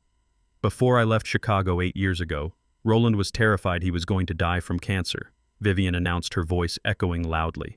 He wrote a binding handwritten contract. He signed over exactly 50% of all his personal and business assets to me. He wanted to make sure I was taken care of forever. The judge slammed her gavel again, demanding order. She glared down at Vivian. Ma'am, you cannot simply introduce unverified evidence into a hearing without proper legal discovery, the judge warned sternly. But Sullivan, seeing a tiny glimmer of hope, grabbed the document from Vivian. He quickly scanned the handwritten text and his eyes widened. Your Honor, Sullivan said, his voice regaining a fraction of its former arrogance. This appears to be a legally binding holographic will and asset division contract. It is signed by Roland and dated exactly 8 years ago, just weeks before the irrevocable trust was formed. If this document is authentic, it supersedes the trust transfer. It proves Roland transferred the assets into the trust illegally to hide them from his wife. The courtroom fell completely silent once again. Preston, who had been sitting with his head in his hands, slowly looked up. A sickening smile of hope crawled across his pale face. He thought Vivian had just found the ultimate loophole to save them both. Naomi shifted in her seat, her posture rigid. She looked at me, her eyes asking a silent question. I did not look worried. I did not move. I just watched Vivian perform her pathetic theatrical routine. Let me see that document, the judge ordered, extending her hand. The bailiff walked over, took the parchment from Sullivan, and handed it up to the bench. The judge adjusted her glasses and read the handwritten words. The ink looked old. The handwriting was a near-perfect match to mine. The signature at the bottom was an immaculate forgery of how I used to sign my name before the stroke slightly altered my grip. It was a masterpiece of desperation. Where did you get this document? The judge asked, looking down at Vivian. Vivian stood incredibly tall, putting on the performance of a lifetime. I kept it hidden, Your Honor. Vivian lied, her voice dripping with fake emotion. I left it tucked inside a hidden compartment in the desk of his private home office 8 years ago. I was too heartbroken to take it with me when I left. But last night I went to the house with a police escort to retrieve some of my old personal belongings. I opened the desk and it was still there. It is the absolute truth, Your Honor. Roland loved me and he gave me half of his empire. The judge looked at my attorney, Davis. Mr. Davis, what does your client have to say about this handwritten contract? The judge asked. Davis stood up slowly, adjusting his suit jacket. He did not look panicked. He looked like a man who was about to casually swat a fly.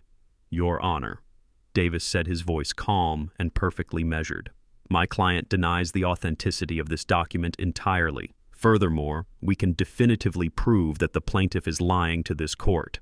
Sullivan scoffed loudly, stepping forward.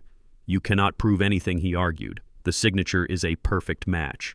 You will need months of handwriting analysis and expert testimony to even challenge this contract. We demand an immediate freeze on the trust assets pending a full federal investigation.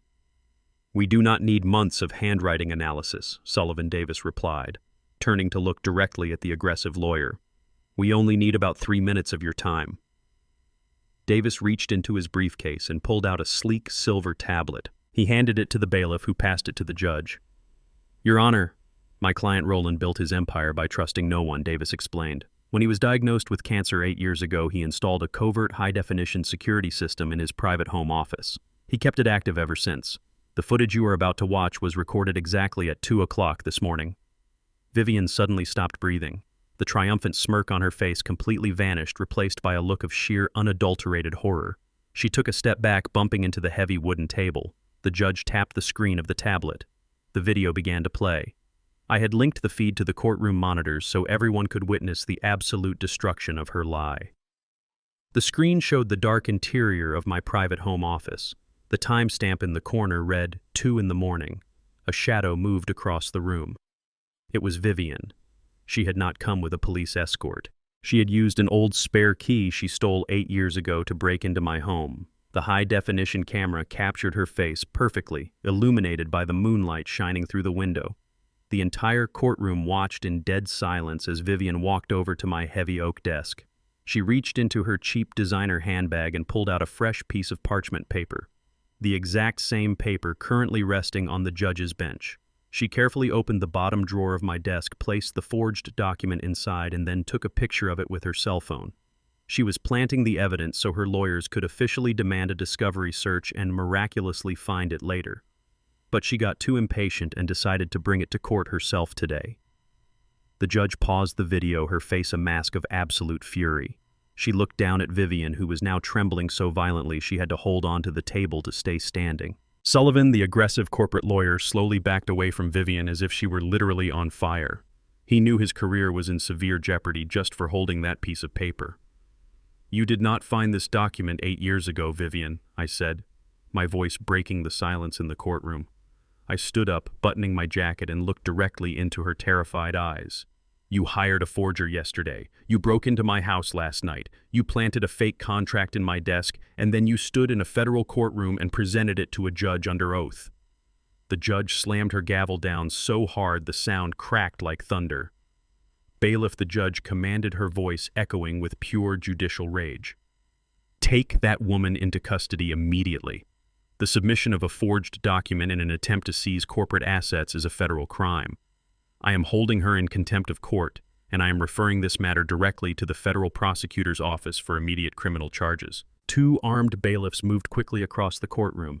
Vivian screamed hysterically, backing away from them. "No," she cried out, tears of absolute panic streaming down her face. "I am his wife. I deserve that money. He owes me." The bailiffs grabbed her arms, twisting them behind her back with brutal efficiency. The cold metallic click of the handcuffs echoed through the room. It was the sound of absolute finality. Vivian had walked into this courtroom hoping to steal millions of dollars. Instead, she had just handed herself a guaranteed 5 to 10-year sentence in a federal penitentiary. Preston watched his mother-in-law get dragged out of the courtroom, kicking and screaming. He sank down into his chair, his entire body shaking. The last desperate hope he had to save himself was just carried out in handcuffs. I looked at the boy who thought he could outsmart me. He was completely alone now, chained to a sinking ship with no lifeboats left. The shell game was over, and the forgery desperation had only secured their tickets to hell. The cold metallic click of the handcuffs echoed through the silent courtroom. 2 armed bailiffs held Vivian firmly by her arms. She was a woman who had walked into my life demanding millions and was now leaving with federal felony charges, but the venom in her veins was not entirely drained. As the bailiffs pulled her toward the heavy wooden doors, she dug her expensive heels into the polished floor. She thrashed against their grip, her face twisted in a mask of absolute feral desperation. "Wait!" she screamed, her voice tearing through the hushed room. "You cannot just lock me away and leave me with nothing. I am still his wife. I am still his legal wife." The judge narrowed her eyes, signaling the bailiffs to pause for a fraction of a second. Vivian took that momentary hesitation as a massive victory. She turned her tear-stained face toward the bench, breathing heavily, her chest heaving with panic. "The handwritten contract might have been a mistake," she lied, her voice shaking with manipulative sorrow. "I was desperate, Your Honor. I was terrified of being left on the street with absolutely nothing. But my mistake does not change the law. I am legally married to Roland. Illinois is an equitable distribution state. Even if the company is locked away in an irrevocable trust, he has personal bank accounts. He has commercial real estate. He has a massive private pension. By state law, I am entitled to standard of living protections and permanent spousal support. You cannot deny me my marital rights." Sullivan, her disgraced corporate lawyer, stood entirely still. He did not want to touch her forgery case, but he knew she was legally correct about statutory spousal rights. If a couple is married, the wealth accumulated during that marriage is subject to division.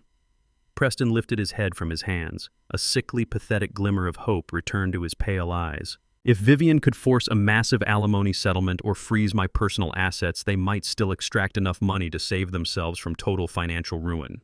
They were like roaches surviving a nuclear blast, clinging to the absolute bare minimum of legal technicalities."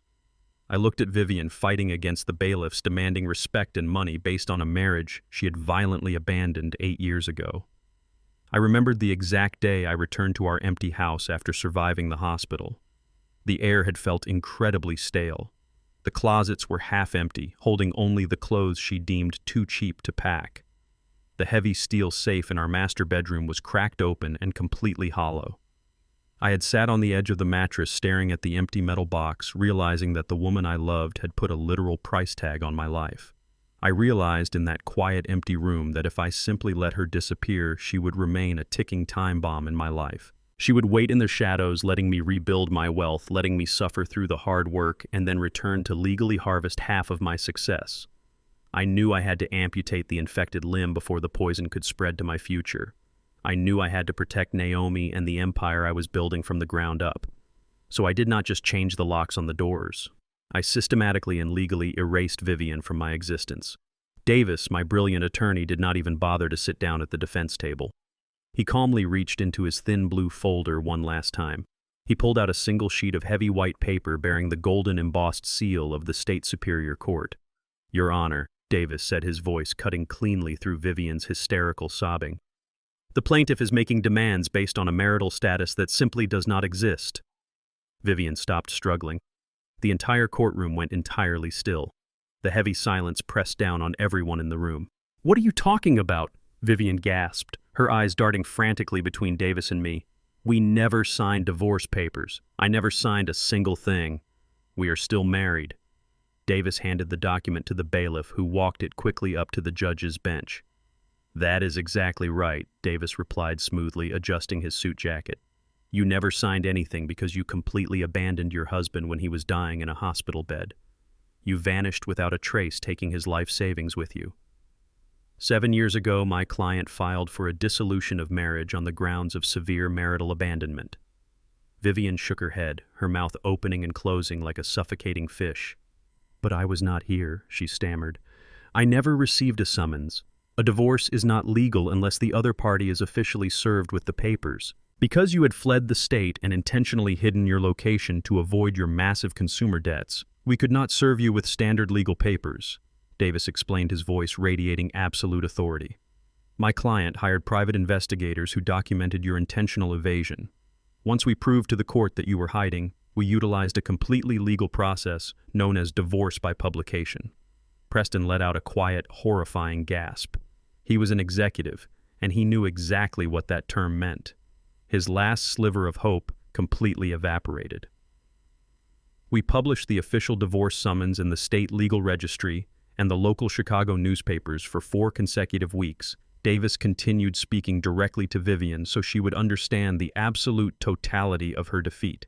"You never answered the public summons because you were too busy hiding in California with your young lover. Because you failed to respond within the legal time frame, the judge granted a default judgment. He dissolved the marriage entirely and awarded 100% of the marital assets to the abandoned spouse." The judge looked down at the heavy paper, tracing the golden seal with her index finger. She read the final ruling, verifying the signatures and the dates. She looked up and locked eyes with Vivian. Her expression held absolutely zero mercy. "I am looking at a finalized official divorce decree signed by a Superior Court judge exactly 7 years ago," the judge announced, her voice echoing with absolute finality. "You have not been married to this man for 7 years. You have 0 marital rights, 0 claim to his personal estate, and 0 legal standing in this courtroom." The words struck Vivian like physical blows. Her knees buckled, and if the bailiffs had not been holding her arms, she would have collapsed completely onto the hardwood floor. 7 years. For 7 years she had been walking around thinking she held a golden ticket, thinking she could always return and cash in on my hard work. She had marched into my corporate boardroom demanding millions of dollars under the absolute delusion that she was my wife. She had hired lawyers, committed federal forgery, and exposed herself to a violent loan shark, all for a marriage that had legally died almost a decade ago. "You cannot do this to me," Vivian screamed, a raw, guttural sound that tore from the bottom of her throat. "I gave you my youth, Roland. I gave you a child. You cannot leave me with nothing. You owe me." I stood up from the defense table. I looked at the pathetic, broken woman being restrained by armed guards. "You took your payment the day you emptied my safe and left me to suffocate on a hospital ventilator," I said, my voice low and completely stripped of any emotion. "You gambled your life on the belief that I was weak. You lost." "Take her away," the judge commanded, waving her hand toward the back of the courtroom. The bailiffs dragged Vivian backward. She kicked and screamed, her expensive shoes scuffing the floor, her designer handbag falling and spilling its contents across the aisle. She screamed my name, she screamed for Naomi, she even screamed for Preston to help her. But no one moved.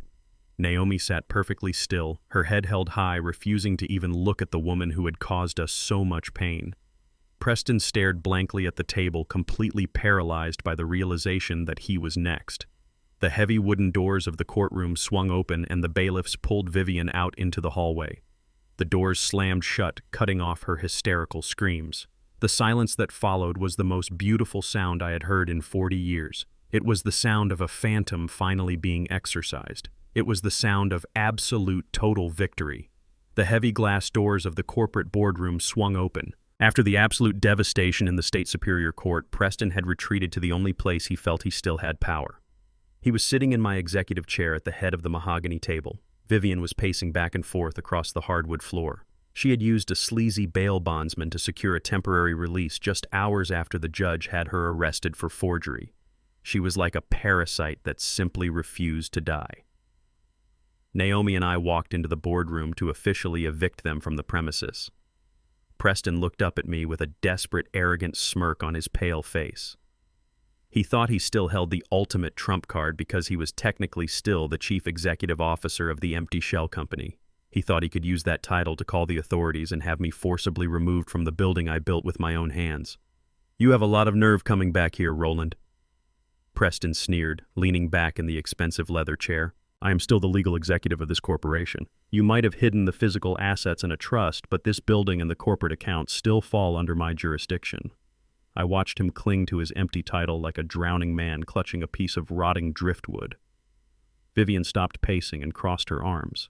Her face was haggard and her makeup was completely ruined, but the toxic greed in her eyes was burning brighter than ever.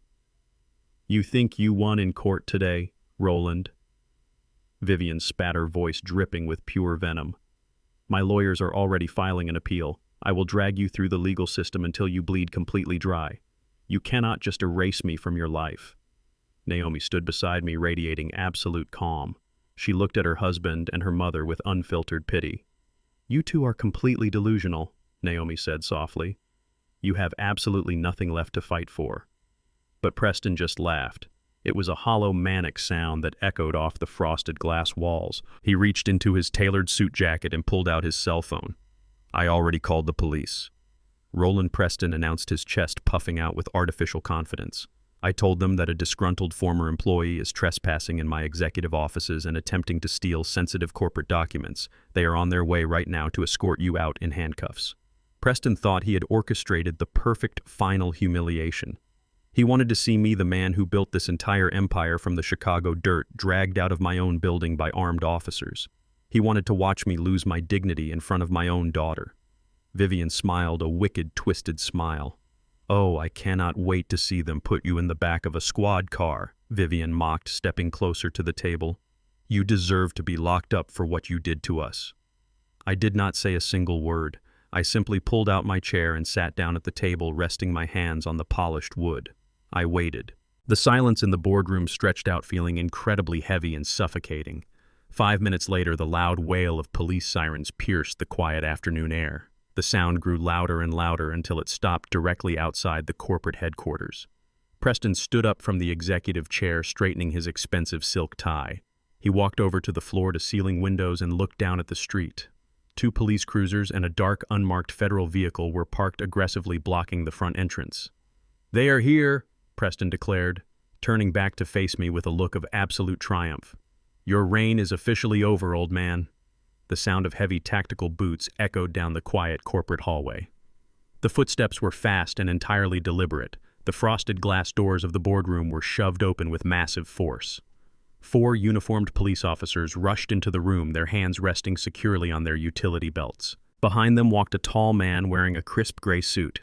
His face was stern, and he carried a thick black leather briefcase. Preston immediately stepped forward, pointing his finger directly at me. "Officers, thank God you are here," Preston said, putting on his absolute best performance of a distressed corporate victim. "That man sitting at the table is Roland. He is trespassing on my corporate property and refusing to leave. I want him arrested immediately for criminal trespass and corporate espionage." Vivian stepped up right behind Preston, nodding enthusiastically. "He has been harassing us all day," Officer Vivian added, her high-pitched voice grating against the tension in the room. "He is dangerous and unstable. You need to put him in handcuffs right now before he hurts someone." The lead police officer, a tall, broad-shouldered man, did not even look at me. He walked straight past the mahogany table, completely ignoring Preston's frantic pointing. He stepped directly into Vivian's personal space. Vivian blinked in confusion, taking a slow step backward. "Ma'am," the officer said, his voice deep and entirely devoid of emotion, "you are currently out on a temporary state bail bond for forgery. However, we are here today to execute a completely separate federal warrant." Vivian let out a confused gasp. "What are you talking about?" she stammered, her eyes darting toward Preston for help. The officer reached to his heavy utility belt and pulled out a pair of solid steel handcuffs. "You are under arrest for federal extortion and interstate wire fraud," the officer stated, grabbing her wrists and spinning her around with brutal efficiency. "Your attempt to extort $2.5 million from this corporate entity crossed state lines, making it a severe federal offense. Your state bail is officially revoked."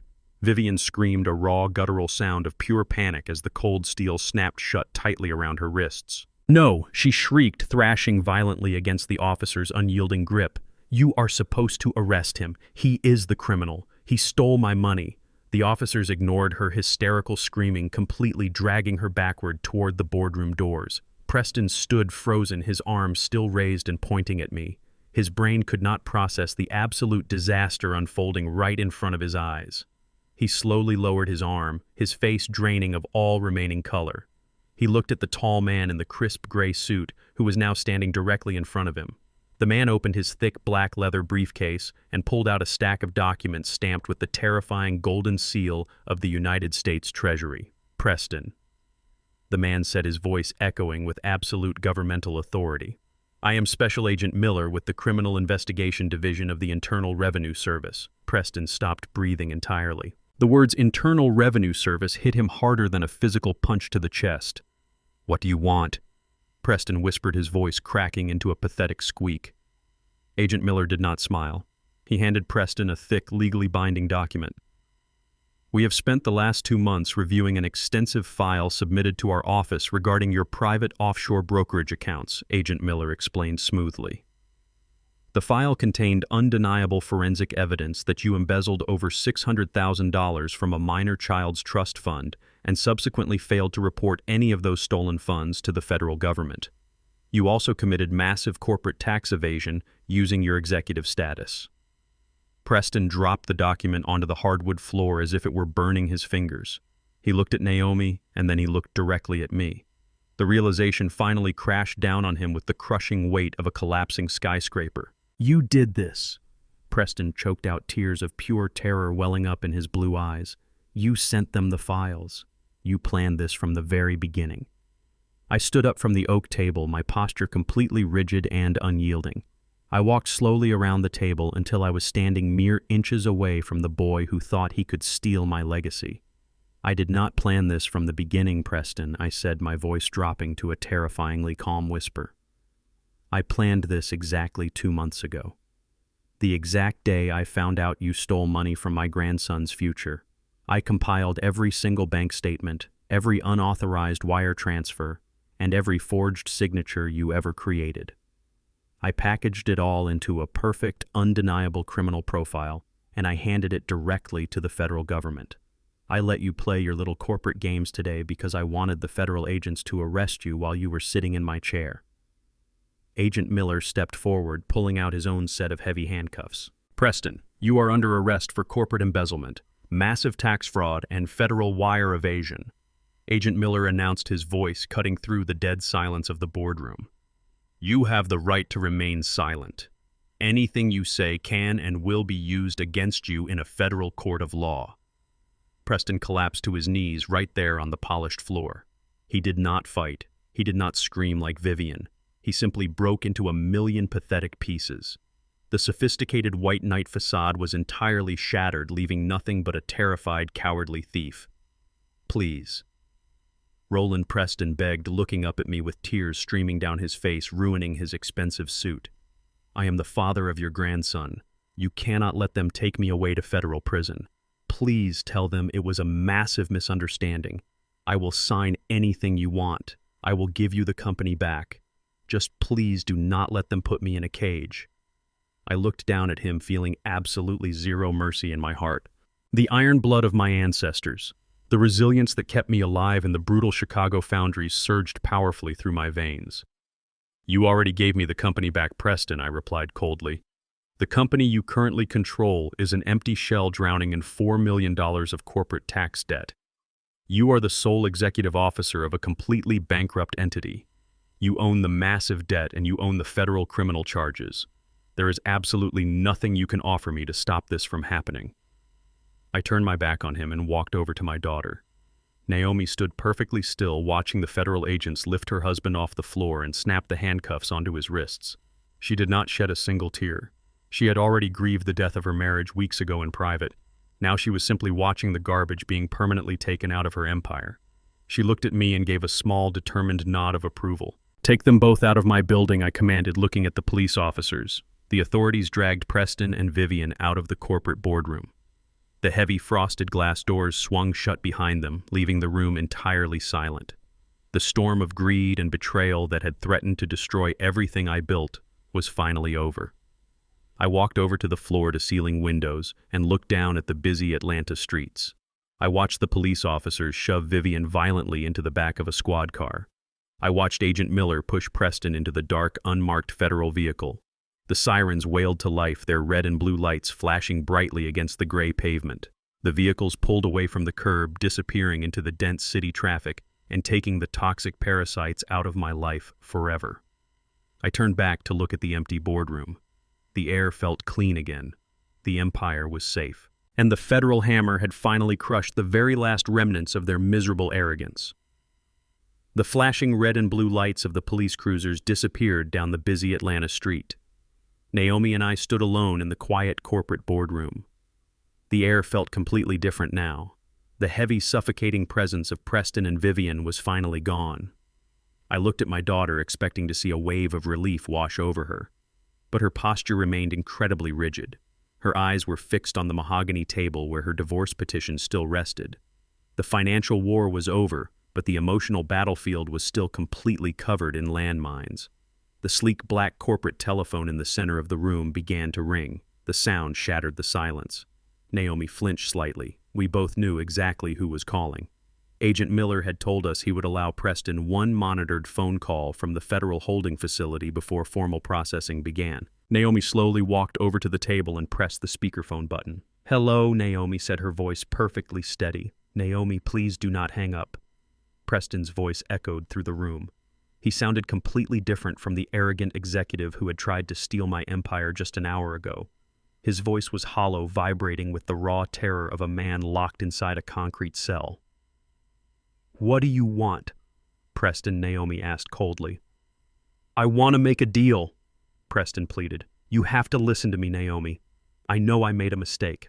I know I was greedy and stupid, but you cannot let them put me away for 10 years. You have to tell your father to call the federal prosecutors and withdraw the forensic files. You have to tell them it was a corporate misunderstanding and that the missing money was an authorized internal transfer." Naomi let out a short, bitter laugh. "You want me to lie to the federal government to save the man who stole my son's college fund?" she asked, her tone dripping with absolute disbelief. "You are completely out of your mind, Preston." Then the desperation in Preston's voice suddenly shifted. The pathetic weeping faded, and the manipulative, toxic parasite returned. "If you do not help me, Naomi, I swear to God I will make the rest of your life a living hell." Preston threatened, his voice dropping to a vicious whisper. "We are still legally married. We still have a son together. I have equal parental rights. If you let me rot in federal prison, I will fight you for custody from behind bars. I will drag our divorce through the courts for the next 10 years. I will force our son to sit on a witness stand and testify. I will ruin his childhood, and I will drain every single penny of your trust fund on legal fees. You will never have peace." Naomi stopped breathing. The threat hung in the air like a cloud of toxic gas. Preston knew he could not touch the corporate empire anymore, but he knew exactly how to strike at a mother's heart. He was using his own flesh and blood as a bargaining chip to extort his way out of a federal indictment. He was willing to inflict massive psychological trauma on a 7-year-old boy just to save his own skin. Naomi looked at me, tears of absolute rage welling up in her eyes. She opened her mouth to scream at him, but I raised my hand. I stepped forward and leaned over the mahogany table. "You are a very slow learner, Preston," I said, my voice echoing off the frosted glass walls with the cold, heavy weight of a judge delivering a death sentence. Roland Preston stammered, the false confidence instantly vanishing from his voice. "You have to drop the charges. I am the father of your grandson. You do not want him growing up with a father in prison. I want him growing up far away from a pathetic coward who would use him as leverage," I replied smoothly. "You think you have a card left to play. You think threatening a custody battle gives you power in this negotiation. But you are forgetting who built the cage you are currently sitting in. What are you talking about? Preston asked, his breathing growing shallow and frantic over the speakerphone. I submitted your offshore brokerage statements and your corporate tax evasion files to Agent Miller 2 months ago, I explained slowly, making sure he understood every single word. Those files guarantee you will face federal charges for wire fraud and tax evasion. The federal prosecutors will likely offer you a plea deal. You will probably serve 5 to 7 years in a minimum security white-collar facility. It will be uncomfortable, but you will survive. I paused, letting the reality of his situation settle into his panicked brain. However, I continued, my voice dropping to a terrifyingly calm level. I did not give the federal agents everything. I kept a completely separate file. A file detailing the exact mechanics of how you embezzled $600,000 from a minor child's trust fund located within the state of Georgia. That specific theft is a severe state-level felony. The silence on the other end of the line was absolute. Preston was holding his breath. If you even breathe the word custody to a judge, I stated, my words cutting through the air like a surgical blade, I will personally hand that second file over to the state district attorney. They will file consecutive state charges against you. You will not go to a comfortable federal camp. You will go to a maximum security state penitentiary. You will face a jury for stealing from a child, and the judge will sentence you to 20 years hard time. You will be an old, broken man by the time you ever see the outside of a concrete wall again. No, Preston whispered, the sound barely registering on the speakerphone. You cannot do that. That is illegal. You are blackmailing me. I am not blackmailing you, Preston, I corrected him. I am giving you a choice. A luxury you never gave me when you tried to steal my empire. My attorney Davis is walking into your federal holding facility right now. He is carrying a legally binding document. It is a complete and total voluntary relinquishment of all your parental rights. Naomi looked at me, her eyes wide with shock and sudden profound relief. She realized I had anticipated this exact pathetic move from him. I had already prepared the ultimate counterattack. If you sign that document today, giving Naomi full uncontested sole custody and permanently removing yourself from my grandson's life, I will destroy the state-level evidence file I promised. You will only face the lighter federal charges. You will do your 5 years and you will disappear forever. But if you refuse to sign it, I will make sure you rot in a state prison cell for 2 decades. Preston began to sob. It was not a manipulative cry to gain sympathy. It was the ugly, broken weeping of a man who realized he had absolutely zero leverage left in the world. He had tried to play chess with a man who owned the entire board. He had tried to use his own son as a shield, and the shield had just been ripped from his hands. You cannot take my son away from me, Preston cried, his voice echoing pathetically through the corporate boardroom. You took yourself away from him the moment you stole his future to feed your greed, I replied coldly. Davis is walking into your interrogation room right now.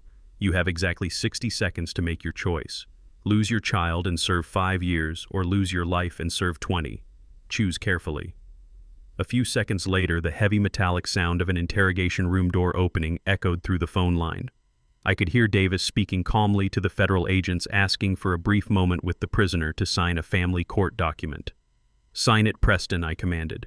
Through the speakerphone, we heard the shuffling of paper. We heard Preston's ragged breathing as he stared at the document that would permanently sever his ties to his family. Then we heard the faint scratching sound of a pen moving across paper. His hand was trembling so violently the pen was clicking against the metal table. I signed it. Preston sobbed, completely defeated. I signed it. Just please do not give them the state files. Please, Roland. I reached out and pressed the button disconnecting the call. The boardroom returned to total silence. The threat was completely neutralized. Naomi let out a long, trembling breath and closed her eyes. The heavy burden she had carried for the past month was finally lifted. She was free. Her son was free. And the man who had tried to destroy us was locked in a cage of his own making, stripped of his power, his wealth, and his family. The empire was safe and the bloodline was entirely protected. The heavy frosted glass doors of the corporate boardroom had finally stopped swinging. The flashing red and blue lights of the police cruisers faded from the busy Atlanta streets below. Naomi and I stood alone in the quiet room. The toxic parasites had been surgically removed from our lives. Preston was sitting in a federal holding cell facing decades in prison. Vivian was locked in a state penitentiary waiting to answer for her pathetic forgery. We had defended the empire and we had protected the bloodline. But the business of the day was not completely finished. Naomi took a deep breath, smoothing out her sharp charcoal business suit. We had survived the ambush, but the $5 million acquisition was still technically unresolved. Just as I reached for my leather briefcase, the boardroom doors swung open once again. It was not the police, and it was not another greedy relative. It was Sterling. The lead acquisitions director for the national conglomerate had returned. He walked into the room carrying his expensive briefcase, his silver hair perfectly combed and his posture radiating aggressive corporate ambition. He had fled the boardroom hours ago when Vivian first burst in, claiming he wanted nothing to do with a domestic dispute. But Sterling was a corporate shark. He smelled blood in the water, and he had been waiting patiently in the lobby for the police to clear the building. He looked at me, and then he looked at Naomi, offering a tight, practiced smile. "I apologize for the sudden intrusion," Roland Sterling said smoothly, setting his briefcase on the oak table. "I heard the sirens." Sterling continued, his eyes scanning the empty boardroom. "I saw your vice president and your former wife being escorted out in handcuffs. I assume the domestic and legal liabilities have been fully neutralized." I nodded slowly, not offering him a seat. "They have been permanently removed from the equation," I replied, my voice completely flat. Sterling smiled, resting his hands on his briefcase. "Excellent," he said, "because my conglomerate is still extremely interested in acquiring this logistics network. I had my legal team run a rapid background check while I was waiting downstairs. We discovered the brilliantly executed shell game you played. We know that the company Preston was trying to hijack is completely bankrupt and holding $4 million in toxic tax debt. We also know that every single valuable asset, the trucks, the warehouses, the heavy machinery, and the lucrative contracts are securely locked inside an irrevocable trust." Sterling turned his attention entirely to Naomi. He looked at her with the calculating gaze of a man evaluating a piece of property. "And my legal team informed me that you, Naomi, are the sole beneficiary and legal owner of that trust," Sterling stated. "Therefore, you are the only person who can legally authorize the sale of the physical empire. I am prepared to offer you the original $5 million right now. I have a newly drafted contract right here in my briefcase. All we need is your signature, and you can walk away a very wealthy young woman." Sterling snapped the latches of his briefcase open and pulled out a fresh stack of acquisition documents. He slid them across the mahogany table toward Naomi. He pulled out a silver pen and placed it right on top of the paper. "It is a very generous offer," Sterling pushed, leaning forward, "especially considering the sudden corporate instability your company experienced today. My conglomerate is willing to overlook the drama. We will absorb the operational network into our national grid by Monday morning." Naomi looked down at the contract, and then she looked up at Sterling. "And what exactly are your plans for the operational network once you absorb it?" she asked, her voice perfectly steady and professional. Sterling chuckled, waving his hand dismissively. "We will streamline it, of course," he answered without hesitation. "We will implement our automated sorting systems in all your regional warehouses. We will liquidate the older transport trucks and bring in our own non-union fleet. It is basic corporate efficiency, Naomi.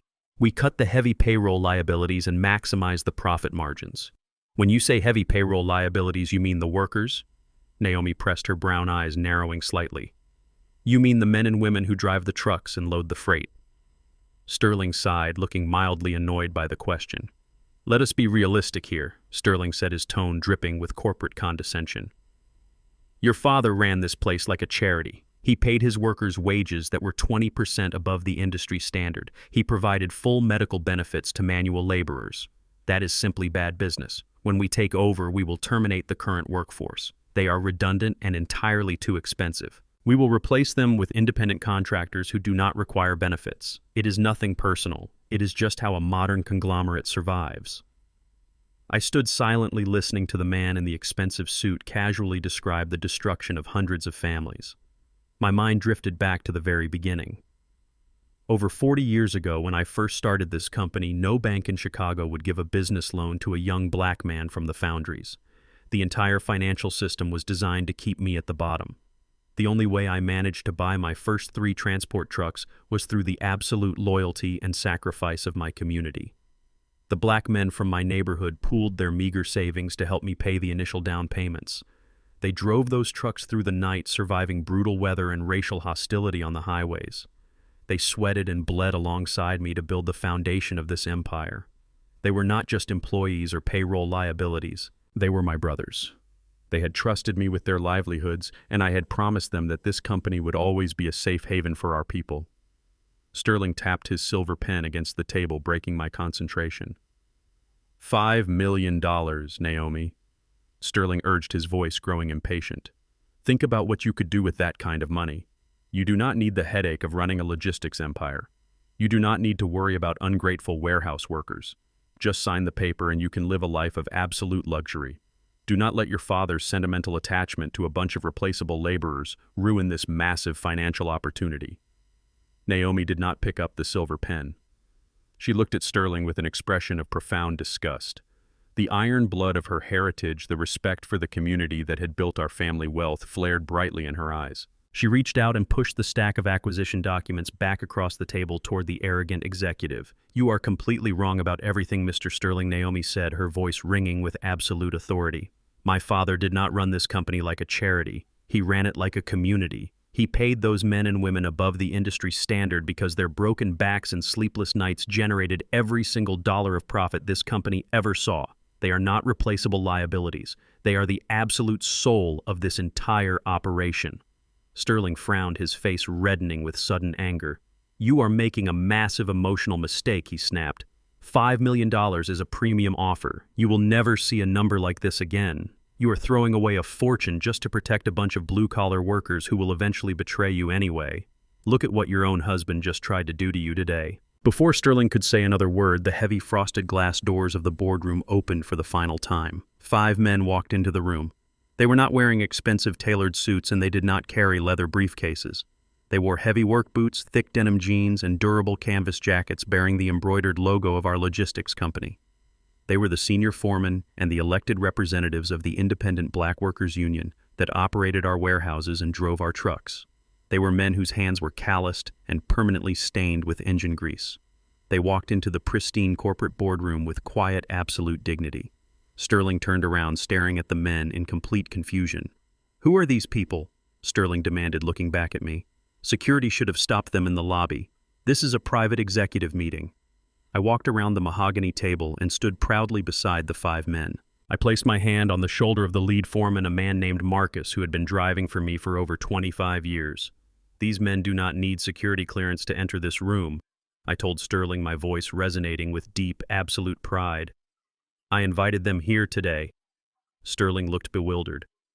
Why would you invite warehouse workers to an acquisition signing, he asked. Because you are sitting in the wrong meeting, Sterling, I replied smoothly. We are not signing your contract today. I told you I was going to sell this company to finally buy my peace, but I never said I was going to sell it to you. I reached into my own briefcase and pulled out a single sheet of paper. I placed it gently on the table. This was the real contract I had prepared months ago. I am selling the physical assets, the trucks, the warehouses, and the heavy machinery to the true buyers I announced, pointing to the 5 men standing beside me. I am selling the entire empire to the workers' union, and I am selling it to them for exactly $1 symbolic dollar.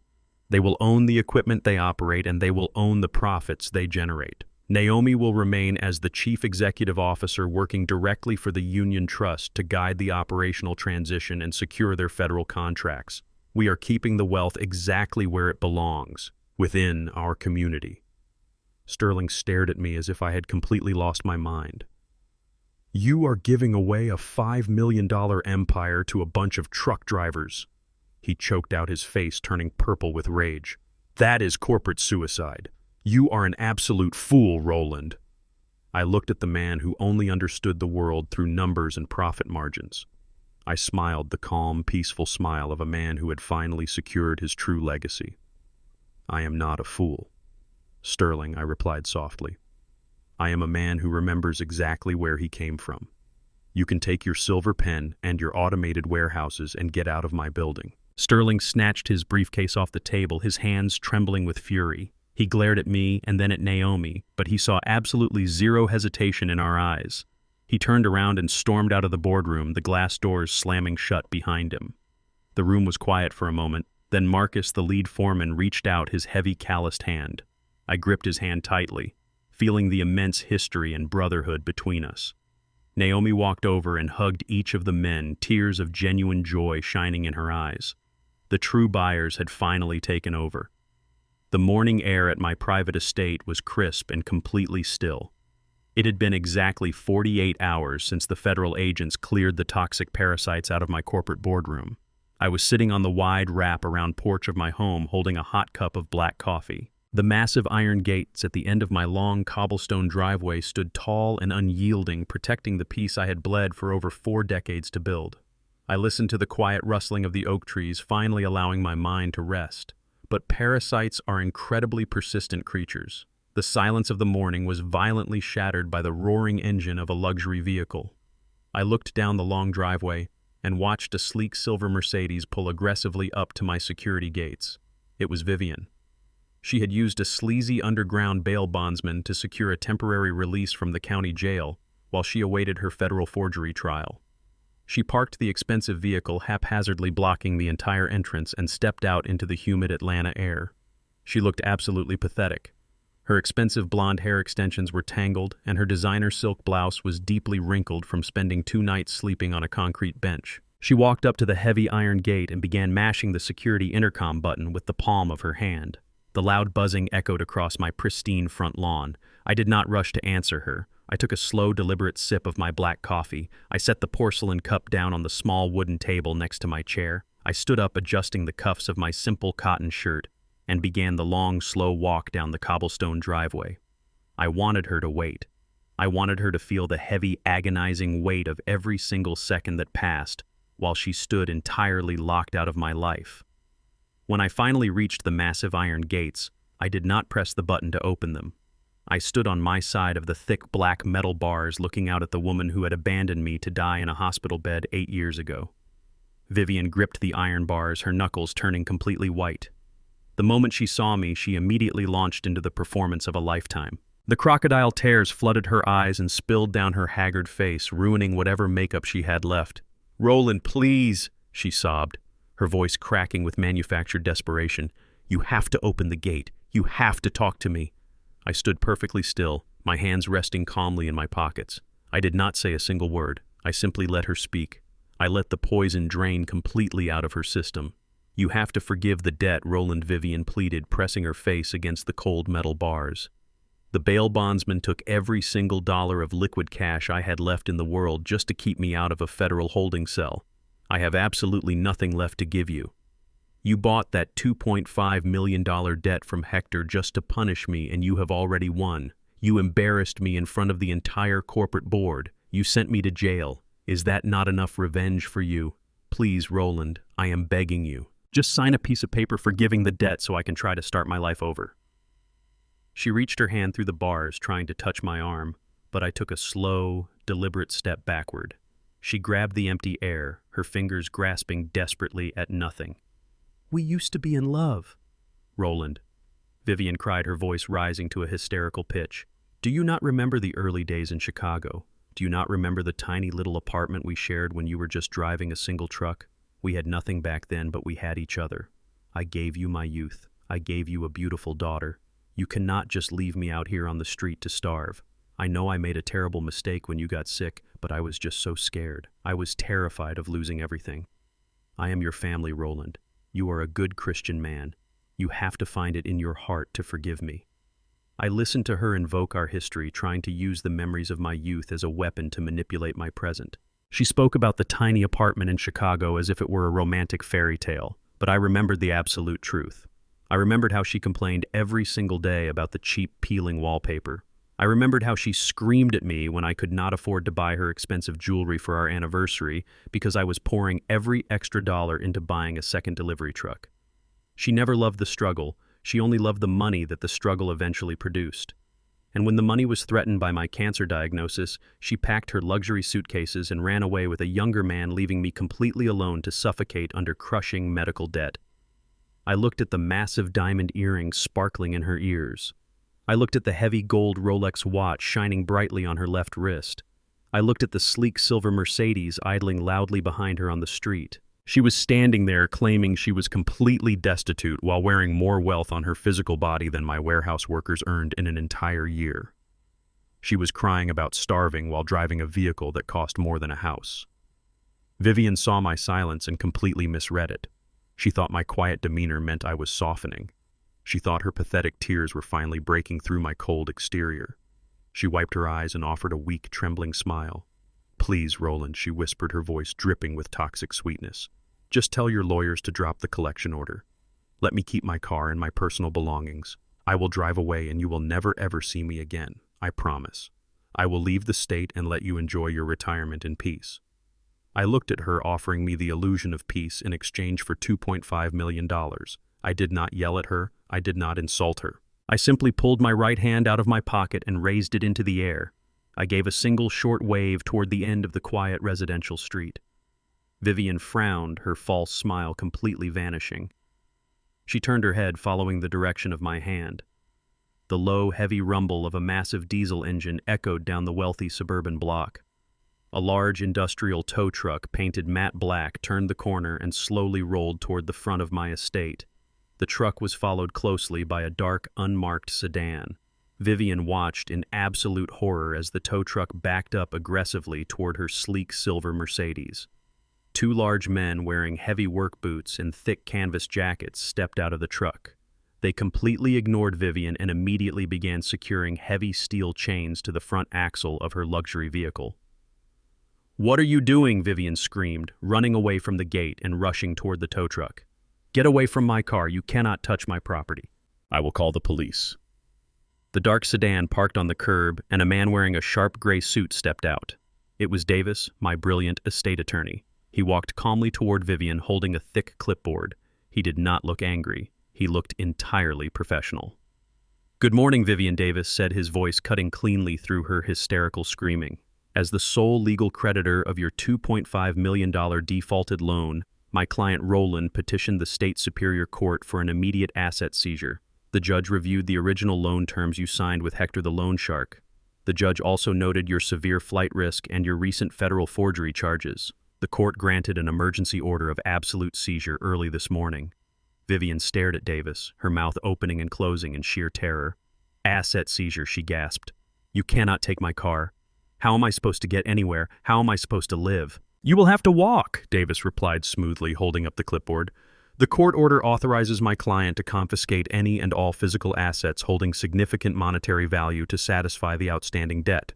The vehicle is officially confiscated. Furthermore, we require the immediate surrender of the personal luxury items currently in your possession."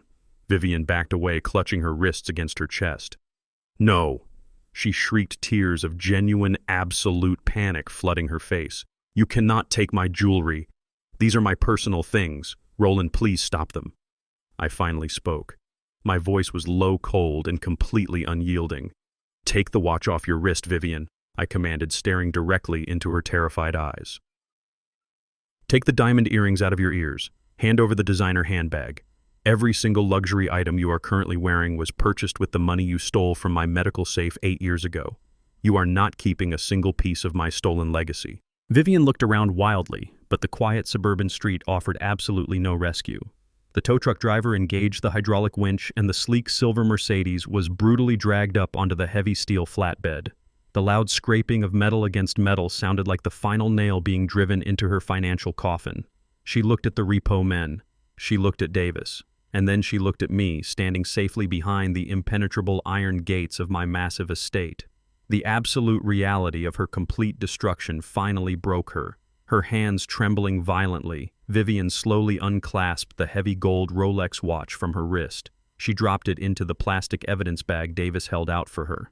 She reached up with shaking fingers and pulled the sparkling diamond earrings from her earlobes, dropping them into the bag as well.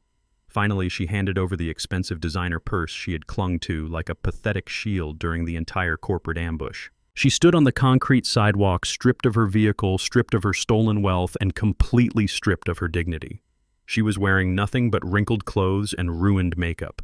Davis nodded politely, zipped the plastic bag shut, and walked back to his dark sedan. The tow truck roared to life, carrying her luxury vehicle down the street and out of sight. Vivian stood entirely alone on the curb. She looked at me, her eyes completely hollow, devoid of any remaining arrogance or manipulation. I did not offer her a final word of advice.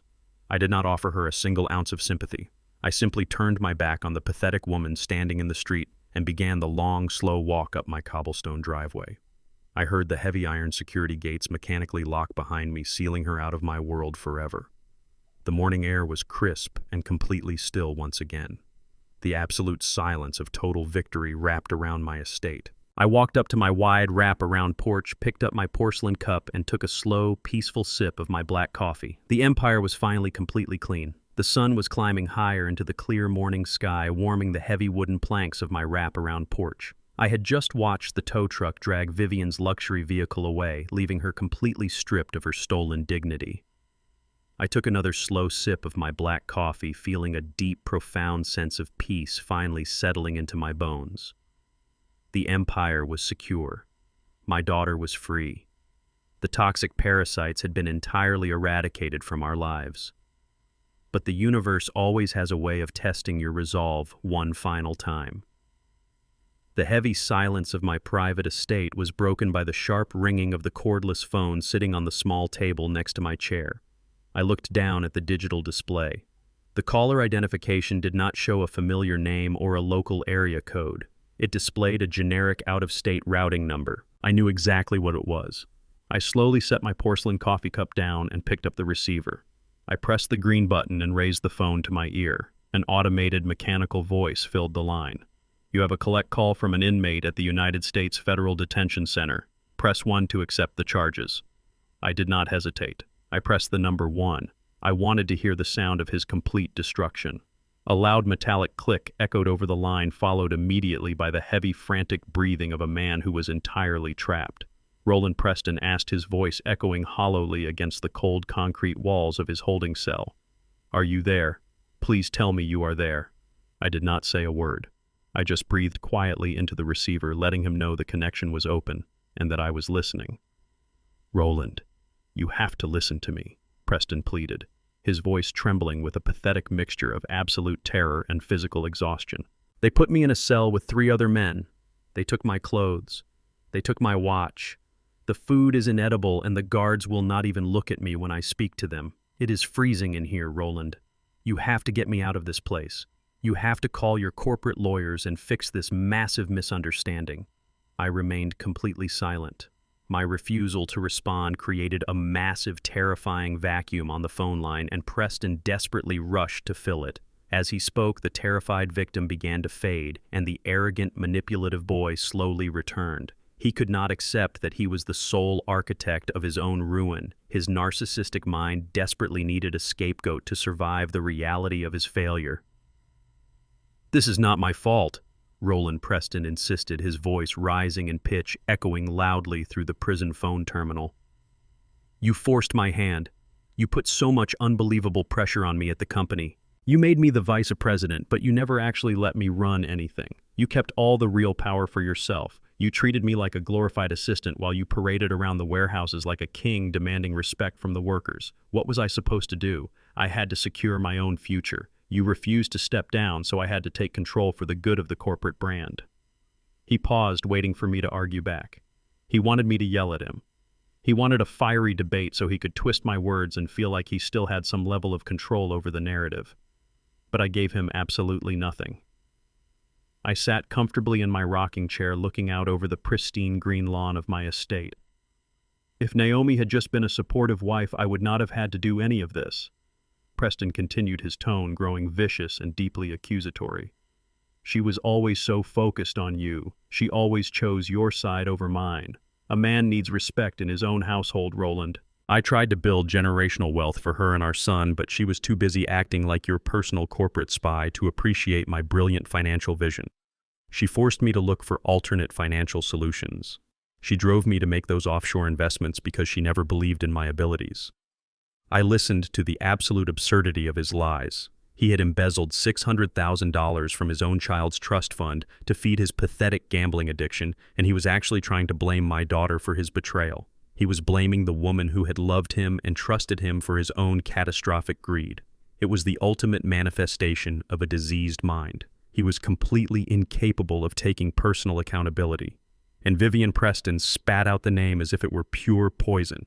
She ruined everything. If she had not barged into that boardroom demanding $2.5 million, I would have successfully executed the executive transition. She was a chaotic distraction. But you knew that, did you not? You set that entire trap up using her as bait. You are a monster, Roland. You destroyed your own family just to protect your precious bank accounts. You set me up to fail from the very beginning because you were threatened by my intelligence. I remembered the day I hired Preston. He had walked into my office 10 years ago wearing a cheap suit and a desperate, eager smile. I gave him a job. I mentored him. I paid for his extravagant wedding when he married my daughter. I gave him a massive six-figure salary and trusted him with the keys to my empire. I had given him every single tool he needed to succeed in this world. He had chosen to turn those tools into weapons and stab me in the back. And now he was sitting in a federal cage blaming me for handing him the knife.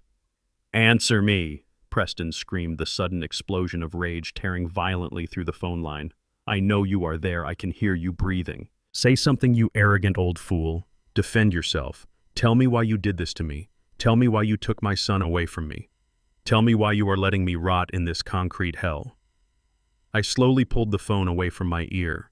I did not hang up the receiver. Hanging up would be an emotional reaction. Hanging up would show that his toxic words had some kind of impact on my state of mind. Hanging up would give him the satisfaction of knowing he had finally pushed my buttons. Instead, I reached out and gently placed the cordless phone directly onto the wooden table next to my coffee cup. I made sure the microphone was facing upward so he could hear the ambient sounds of the beautiful world he was permanently locked out of. Roland Preston yelled, his voice echoing faintly from the small plastic speaker of the phone resting on the table. "Pick up the phone. You owe me an explanation. You owe me a conversation. I am still your family." I leaned back in my rocking chair, crossing my legs comfortably. I reached over, picked up my coffee, and took a long, slow sip. The dark, roasted blend tasted absolutely incredible. I looked up at the large oak trees swaying gently in the morning breeze. I listened to the birds singing their cheerful songs in the upper branches, and underneath the beautiful, peaceful sounds of nature, I listened to the pathetic, agonizing screams of a ruined man. "Do not ignore me!" Preston shrieked, his voice cracking with absolute desperation. "I am the father of your grandson.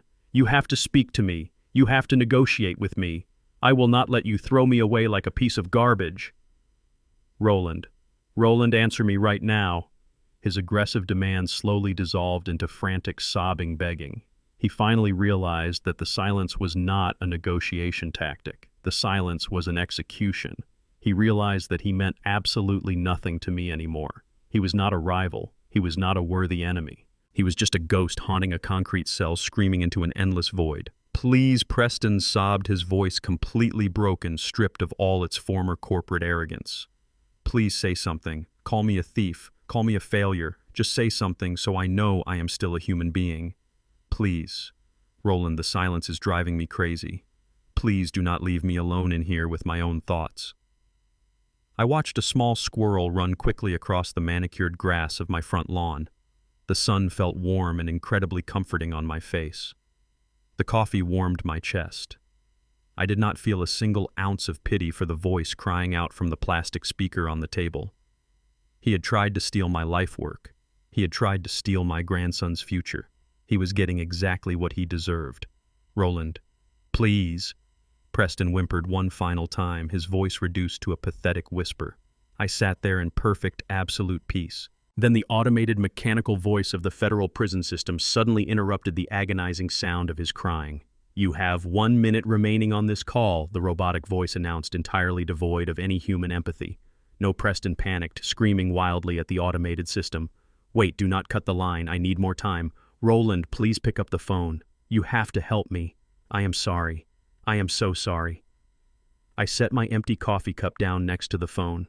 I did not move my hand toward the receiver. I just let the final 60 seconds bleed away completely uninterrupted. The silence from my end of the line was the heaviest weapon I had ever wielded in my entire life. It communicated my absolute total disdain. It told him that his lies, his excuses, and his pathetic apologies were completely worthless. It told him that he had ceased to exist in my world.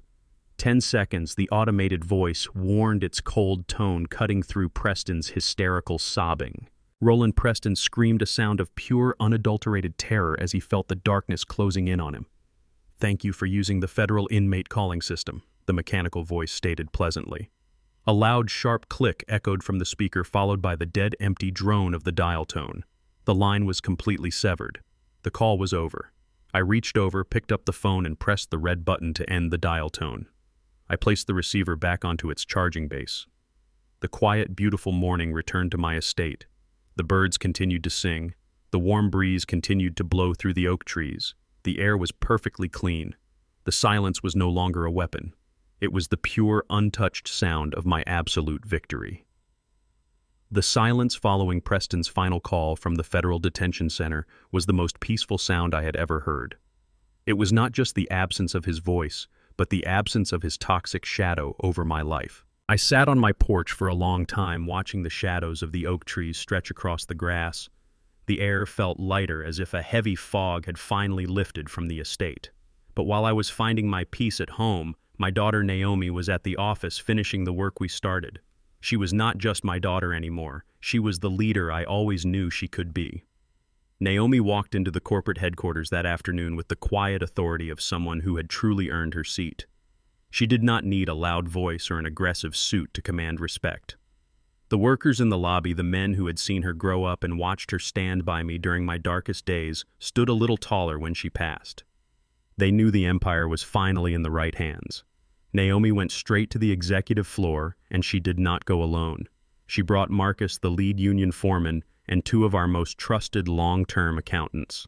The cleaning process was swift and clinical. Preston had spent years embedding his own people into the corporate structure.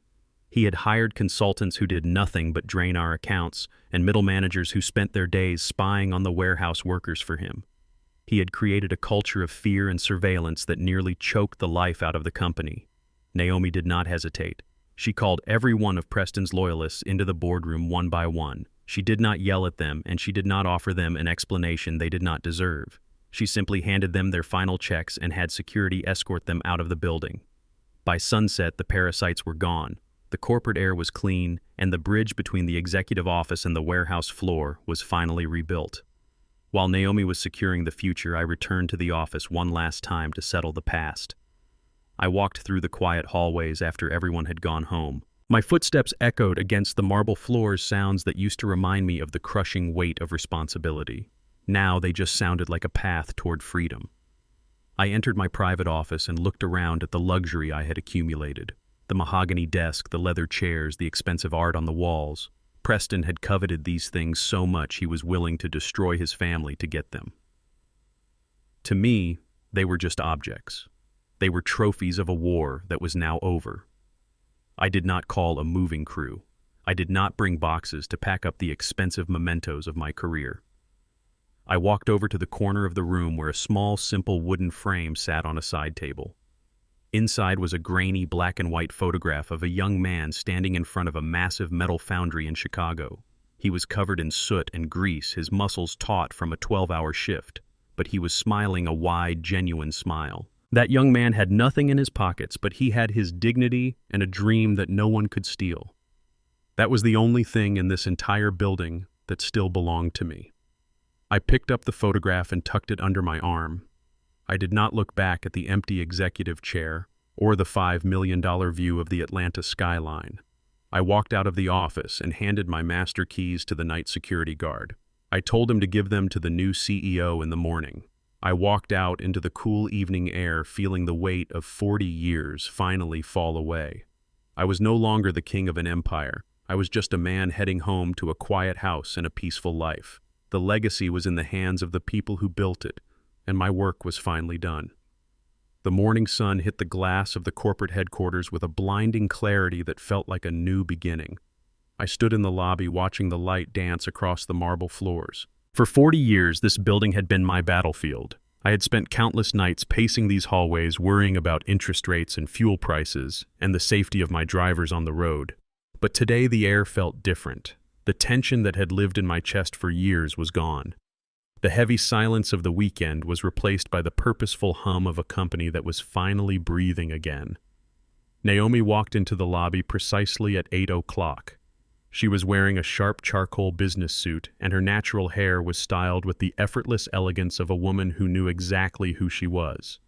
She did not look like a woman who had just survived a massive betrayal.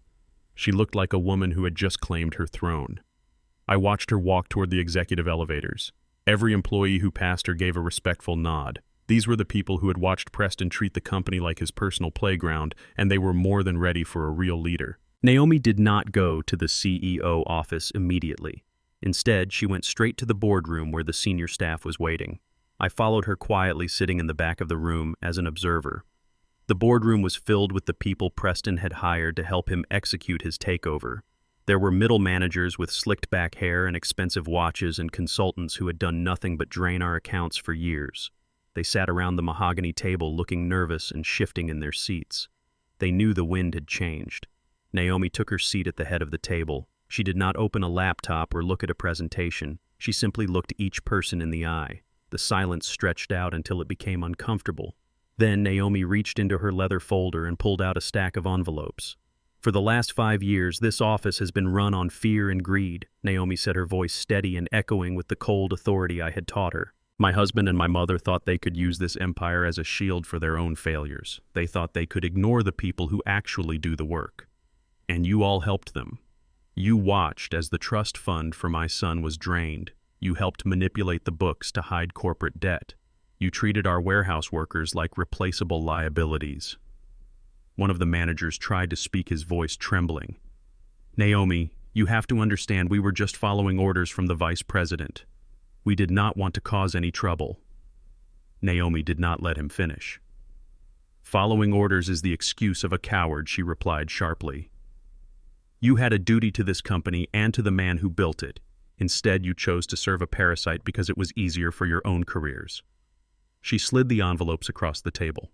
"These are your final severance packages. Your access to the building has been revoked and your corporate accounts are already frozen. Security is waiting in the hallway to escort you to your desks to collect your personal belongings. You have exactly 15 minutes to leave this property." The room remained dead silent.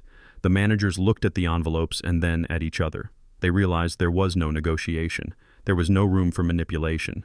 Naomi had surgically removed the rot from the corporate structure in less than 10 minutes. As they filed out of the room looking small and defeated, Naomi turned to Marcus, the lead union foreman who had been standing by the door. "Marcus," she said, a genuine smile finally touching her face, "I want you to bring the union representatives up here.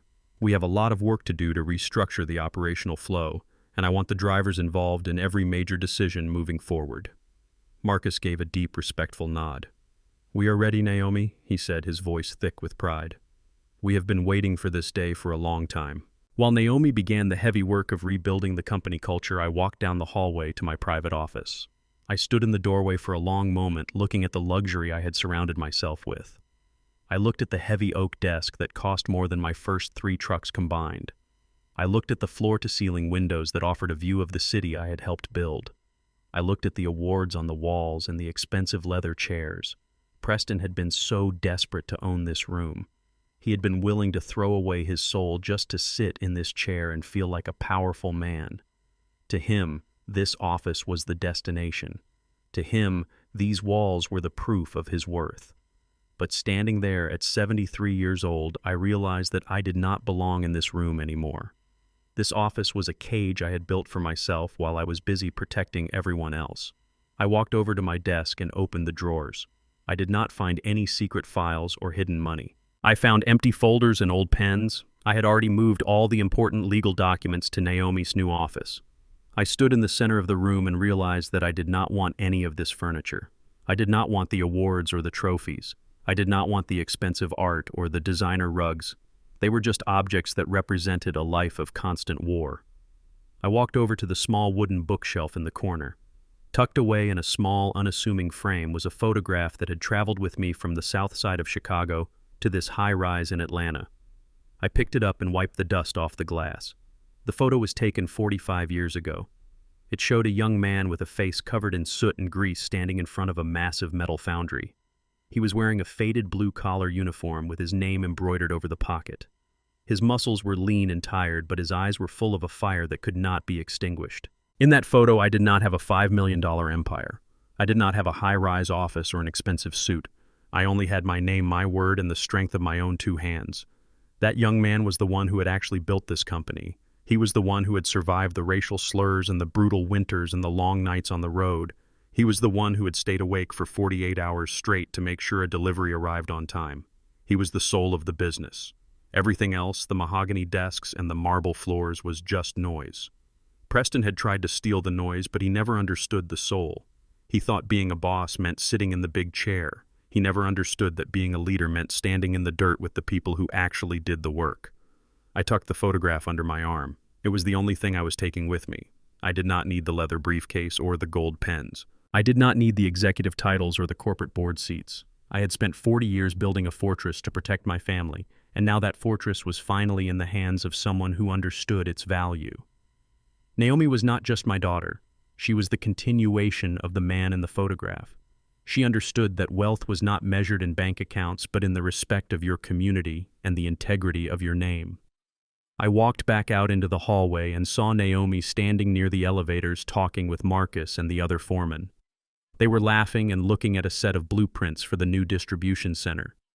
The energy in the building had shifted from a corporate icebox to a living, breathing community. Naomi saw me and stopped talking. She walked over and looked at the small wooden frame under my arm. "Is that all you are taking, Dad?" she asked, her voice soft and full of love. "It is the only thing that belongs to me," I replied, smiling at her. "Everything else in that office belongs to the new CEO. I think you should redecorate. It is a bit too cold in there for a woman like you." Naomi hugged me tightly. "I will make you proud," she whispered into my shoulder. "You already have, Naomi," I said, stepping back. "I am going home to sit on my porch and watch the grass grow. If you need any advice on how to handle a stubborn union boss, you know where to find me." I walked toward the elevators for the final time. As the doors closed, I saw my daughter turning back to her team, her face full of focus and determination. I felt a profound sense of relief wash over me. I was no longer the man who had to carry the world on his shoulders. I was just a man heading home with a photograph and a lifetime of stories. I walked out of the corporate lobby and into the warm Atlanta sunshine. I did not look back at the building. I looked forward to the peace I had finally earned. The empire was inherited, and the legacy was finally safe. The surface of the private lake was a sheet of glass reflecting the pale pink and gold of the Georgia sunrise. It was exactly 6 o'clock in the morning, and the air was still cool and sweet, carrying the scent of pine and wet earth. I sat on my wooden dock wearing a faded flannel shirt and my old work boots. I held a simple carbon fiber fishing rod in my hands, feeling the slight vibration of the line in the deep, dark water. There was no boardroom drama here. There were no frantic phone calls or toxic legal threats from people who shared my name but not my values. There were no greedy relatives trying to harvest a life they did not plant. There was only the sound of the water lapping against the cedar wood and the occasional call of a bird in the high branches of the oak trees. This was the peace I had earned after 40 years of war. I thought about the metal foundries in Chicago where it all began. I remembered the red-hot glow of the liquid steel and the way the heat seemed to bake your skin from the inside out until you felt like you were made of iron yourself. I remembered the heavy weight of the iron beams and the deep calluses on my hands that never seemed to go away no matter how much I scrubbed them at the end of a 12-hour shift. I worked those shifts so my daughter Naomi would never have to know what that kind of exhaustion felt like. I built a logistics empire so my grandson would have a foundation of solid stone rather than shifting sand. I spent my entire life as a protector. I was a shield for the people I loved. For a long time, I had let my guard down because I wanted to believe that love was enough to keep the wolves away. I wanted to believe that the people at my dinner table were as loyal as the men on my warehouse floor. I was wrong, but I was also ready. As I sat there on that dock watching the ripples expand across the water, I realized that I did not regret a single moment of the battle. I did not regret the cold, calculated way I had dismantled Preston and Vivian. A man is defined by how he handles the storm, not how he enjoys the sun. Anyone can be a leader when the bank accounts are full and everyone is smiling. But the true measure of a man is taken when the people he trusts the most turn their backs on him in his hour of need. I had survived the cancer and I had survived the betrayal. I had protected my legacy not with my fists but with my brain. I had built a fortress of legal and financial strategy that was far more powerful than any physical weapon. I had proven that an old man with a plan is far more dangerous than a young man with a greedy heart. Yesterday, Naomi came by the house with my grandson. We did not talk about corporate taxes or the federal charges pending against Preston. We sat on the porch and he told me about his science project and how he wanted to build things just like I did. He is only 7 years old, but he has the same fire in his eyes that I had back in the foundries. He does not know that his father tried to steal his future. He does not know that his mother had to fight a war to keep him safe from the very man who was supposed to protect him. He just knows that his grandfather is a man of his word. I watched him run across the grass and I felt a profound sense of satisfaction that no amount of money could ever buy. His trust fund is restored. His future is secure. Most importantly, he is growing up in a home that is no longer poisoned by the presence of a parasite. Naomi is doing an incredible job as the leader of the new union trust. She tells me the atmosphere at the office has completely shifted. The warehouse workers and the drivers are no longer just numbers on a spreadsheet or heavy payroll liabilities, as Sterling called them. They are owners. They walk with their heads held high because they know they are building something for themselves and their own children. Marcus calls me every few days to give me updates on the new regional contracts. He says the morale is higher than it has been in the history of the company. They are working harder because they are working for each other. I realized that by giving the company to the union, I did not lose an empire. I gained a community of 500 loyal brothers who will protect Naomi and my grandson just as fiercely as I ever did. This was the ultimate adjustment of the order. The wealth stayed with the people who actually did the work. I haven't heard from the federal detention center in over a week now. Preston stopped calling. I think he finally understood that my silence was his permanent answer. He is waiting for his trial in a concrete cell, realizing that he was never the smartest man in the room.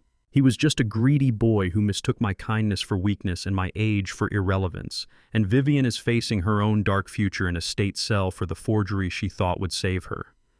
They are both exactly where they belong. They are out of my sight and they are out of my life. I had to amputate the infection to save the body, and though it was painful, the wound is finally healing. I felt a sharp tug on my fishing line. I did not rush. I did not jerk the rod with sudden aggression. I slowly turned the reel, letting the fish tire itself out against the resistance of the drag. I played the game with patience and precision, just as I had played the game in the boardroom. Finally, I pulled a large silver bass from the water. I looked at it for a moment, admiring its strength and its struggle. Then I gently unhooked it and lowered it back into the lake. I watched it swim away back into the deep, dark safety of the water. I did not need to keep it. I just wanted to know that I still had the skill to catch it. I wanted to know that even at 73, I could still outthink the world around me. Dignity is not something you demand from others. It is something you cultivate within yourself. It is the ability to stand tall when everyone is trying to pull you down. It is the wisdom to remain silent when the world is screaming for an explanation. And it is the strength to do what is necessary to protect your legacy even when it breaks your heart. My life work is not the trucks or the warehouses or the millions of dollars. My life work is the woman my daughter has become and the man my grandson will be. The empire is safe. The family order is restored. And I am finally at peace. I spent 73 years learning that the sharpest knives aren't held by strangers in dark alleys but by the people sitting at your dinner table. When betrayal wears the face of your wife or your chosen son, emotion is a luxury you cannot afford. I didn't scream or beg. I stayed silent and let their arrogance dig their own graves.